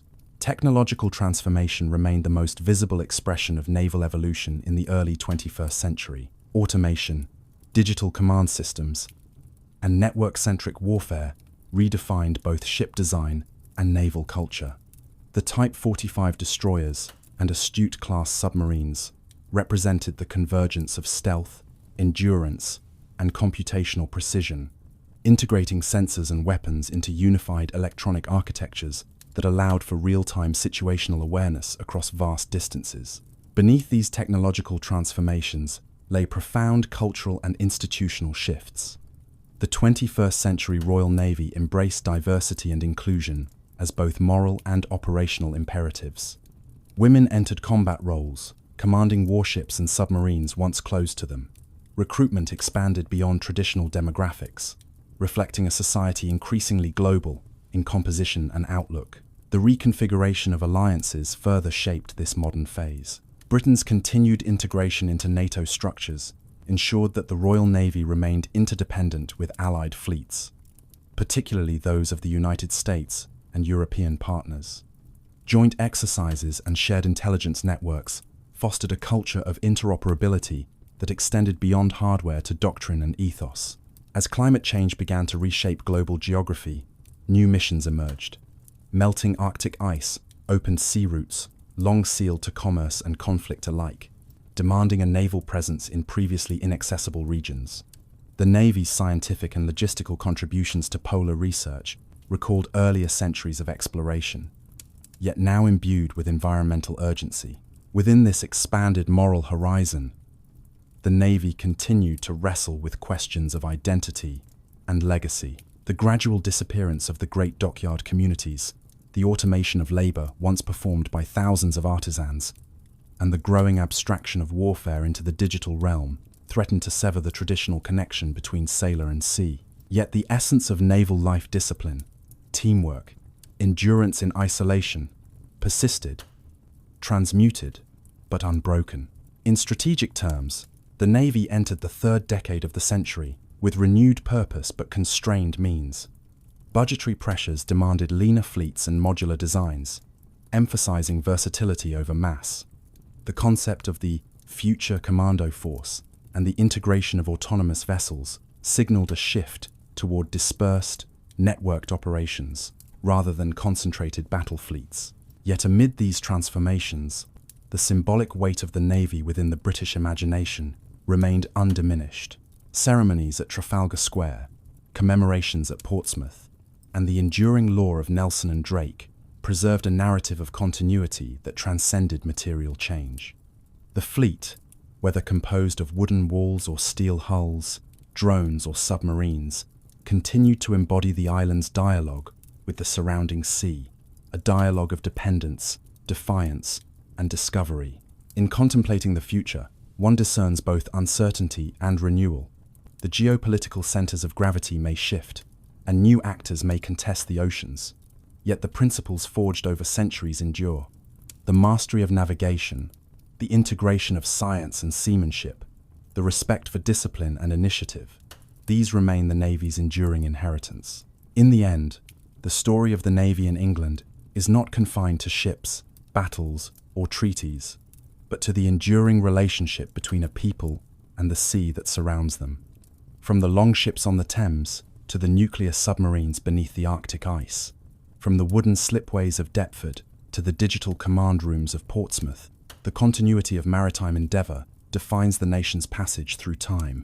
In the unfolding decades of the 21st century, the Royal Navy's mission expanded beyond the traditional spheres of warfighting and deterrence into the subtler dimensions of diplomacy, disaster response, and humanitarian relief. The fleet's deployments in the wake of natural catastrophes, from tsunamis in the Indian Ocean to hurricanes in the Caribbean, underscored its unique capacity for global reach and logistical precision. Amphibious assault ships became platforms for medical aid and reconstruction, their hangars and decks transformed into field hospitals and supply hubs. The projection of power, once measured solely in broadsides and tonnage, now found expression in the ability to deliver hope and order to regions stricken by chaos. Naval officers increasingly viewed such missions as moral as well as strategic obligations, emblematic of a service adapting its ancient ethos to modern global responsibilities. Alongside these humanitarian endeavors emerged the domain of maritime diplomacy, a practice as old as seafaring itself, but newly intensified in an interconnected world. Port visits, joint exercises, and freedom of navigation operations functioned not merely as displays of force, but as instruments of persuasion and reassurance. Through these engagements, the Royal Navy maintained the subtle art of presence, the ability to shape events by being there, often unseen until its absence was felt. Its ships became mobile embassies, projecting the national character through discipline, professionalism, and courtesy. This quiet diplomacy sustained alliances and mitigated crises in ways that formal treaties could not, reaffirming the Navy's role as both a military and a cultural emissary of Britain's enduring maritime identity. Technological frontiers, too, extended into new realms. The rise of cyber warfare and the militarization of data transformed the oceans into a contested digital battle space. Ships once dependent upon line-of-sight communications now operated within a lattice of satellites, networks, and artificial intelligence systems where the flow of information could decide outcomes long before missiles were launched. The Royal Navy, adapting to this era of invisible conflict, developed capabilities for electronic surveillance, cyber defense, and information warfare that linked it inseparably with the nation's broader security apparatus. Its vessels, equipped with quantum navigation systems immune to GPS interference and sensors capable of mapping the electromagnetic environment, embodied the fusion of centuries-old seamanship with cutting-edge science. The mastery of the sea increasingly meant mastery of data, the unseen currents of information that governed both commerce and conflict. Yet amid these transformations, the cultural resonance of the Navy within the fabric of British life endured with quiet tenacity. The memory of its past remained etched not only in monuments and museums, but in the language, literature, and art of the nation. Maritime metaphors continued to shape political and moral imagination. The ship of state, the steady hand on the tiller, the storm weathered with resolve. Schools and academies taught the history of Drake and Nelson not as isolated heroics, but as symbols of discipline, innovation, and service. Naval charities, maritime museums, and sea cadet programs preserved the living connection between the civilian and naval worlds, ensuring that even in an age of satellites and silicon, the call of the sea remained audible in the national consciousness. The scientific and environmental dimensions of naval service gained new prominence as global awareness of the ocean's fragility deepened. The Royal Navy, inheritor of centuries of hydrographic expertise, assumed a vital role in oceanographic research and environmental monitoring. Survey vessels charted the seabed, not for conquest but for conservation, aiding in the study of ecosystems threatened by pollution and climate change. The Navy's operations in the polar regions, once motivated by imperial ambition, evolved into partnerships with international scientific institutions devoted to understanding the planet's climatic balance. In this convergence of science and service, one perceives a continuity stretching back to the voyages of Cook and Darwin, the union of exploration, knowledge, and duty to the wider world. The 21st century also compelled the Navy to reconsider the human dimension of its vocation. Automation reduced crew sizes and replaced manual labor with digital systems, yet it also demanded new forms of leadership and cohesion. Commanders trained to interpret not only radar screens, but data streams, balancing human intuition with algorithmic guidance. The sailor's life, still bounded by discipline, tradition, and endurance, acquired new complexities in an age of instant communication and moral scrutiny. Ethical questions arose concerning autonomous weapons, artificial intelligence, and the delegation of lethal decisions to machines. The Navy, long accustomed to grappling with the material hazards of storm and battle, now found itself confronting dilemmas of conscience at the intersection of technology and humanity. At the strategic level, Britain's maritime posture evolved toward resilience rather than dominance. No longer the global hegemon of the 19th century, the nation embraced partnership and adaptability as instruments of influence. The Royal Navy participated in joint task forces with Commonwealth and European allies, securing sea lanes against piracy, trafficking, and cyber intrusion. Its operations in the Indo-Pacific, the Mediterranean, and the Arctic reaffirmed a global presence without the burdens of empire.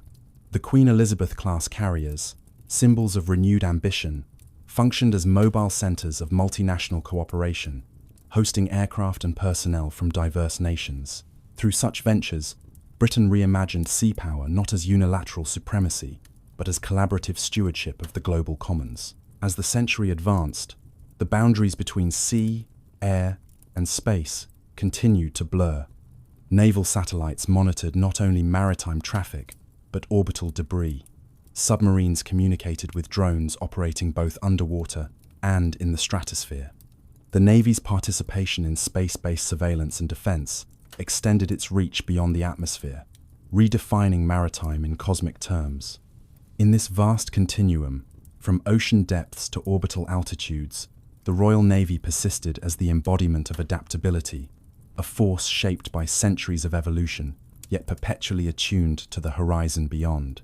Ultimately, the history of the Navy in England, viewed across nearly a millennium, stands as both chronicle and parable. It is a record of ships and sailors, of wars fought and discoveries made, but also a meditation on endurance, the capacity of institutions and peoples to reinvent themselves without forsaking their core. The Navy's story mirrors that of the nation itself, a journey from insular beginnings toward global engagement, from wooden sail to digital command, from empire to partnership. Through all transformations runs a single thread, the conviction that mastery of the sea, in all its forms, is inseparable from the survival and flourishing of an island people. Thus, in the opening decades of the 21st century and beyond, the Royal Navy continues its watch, no longer as the arbiter of empire, but as guardian of a shared planet. Its ships sail not in search of conquest, but of stability. Its sailors bear witness to humanity's interdependence upon the sea. The same winds that filled the sails of Elizabethan galleons now carry drones across storm fronts, and the same stars once used by navigators now guide satellites in orbit. Across time, the instruments change, but the vocation endures. The Navy's chronicle, stretching from the tidal flats of medieval England to the silent reaches of cyberspace, remains a living testament to the dialogue between human ingenuity and the eternal mystery of the sea.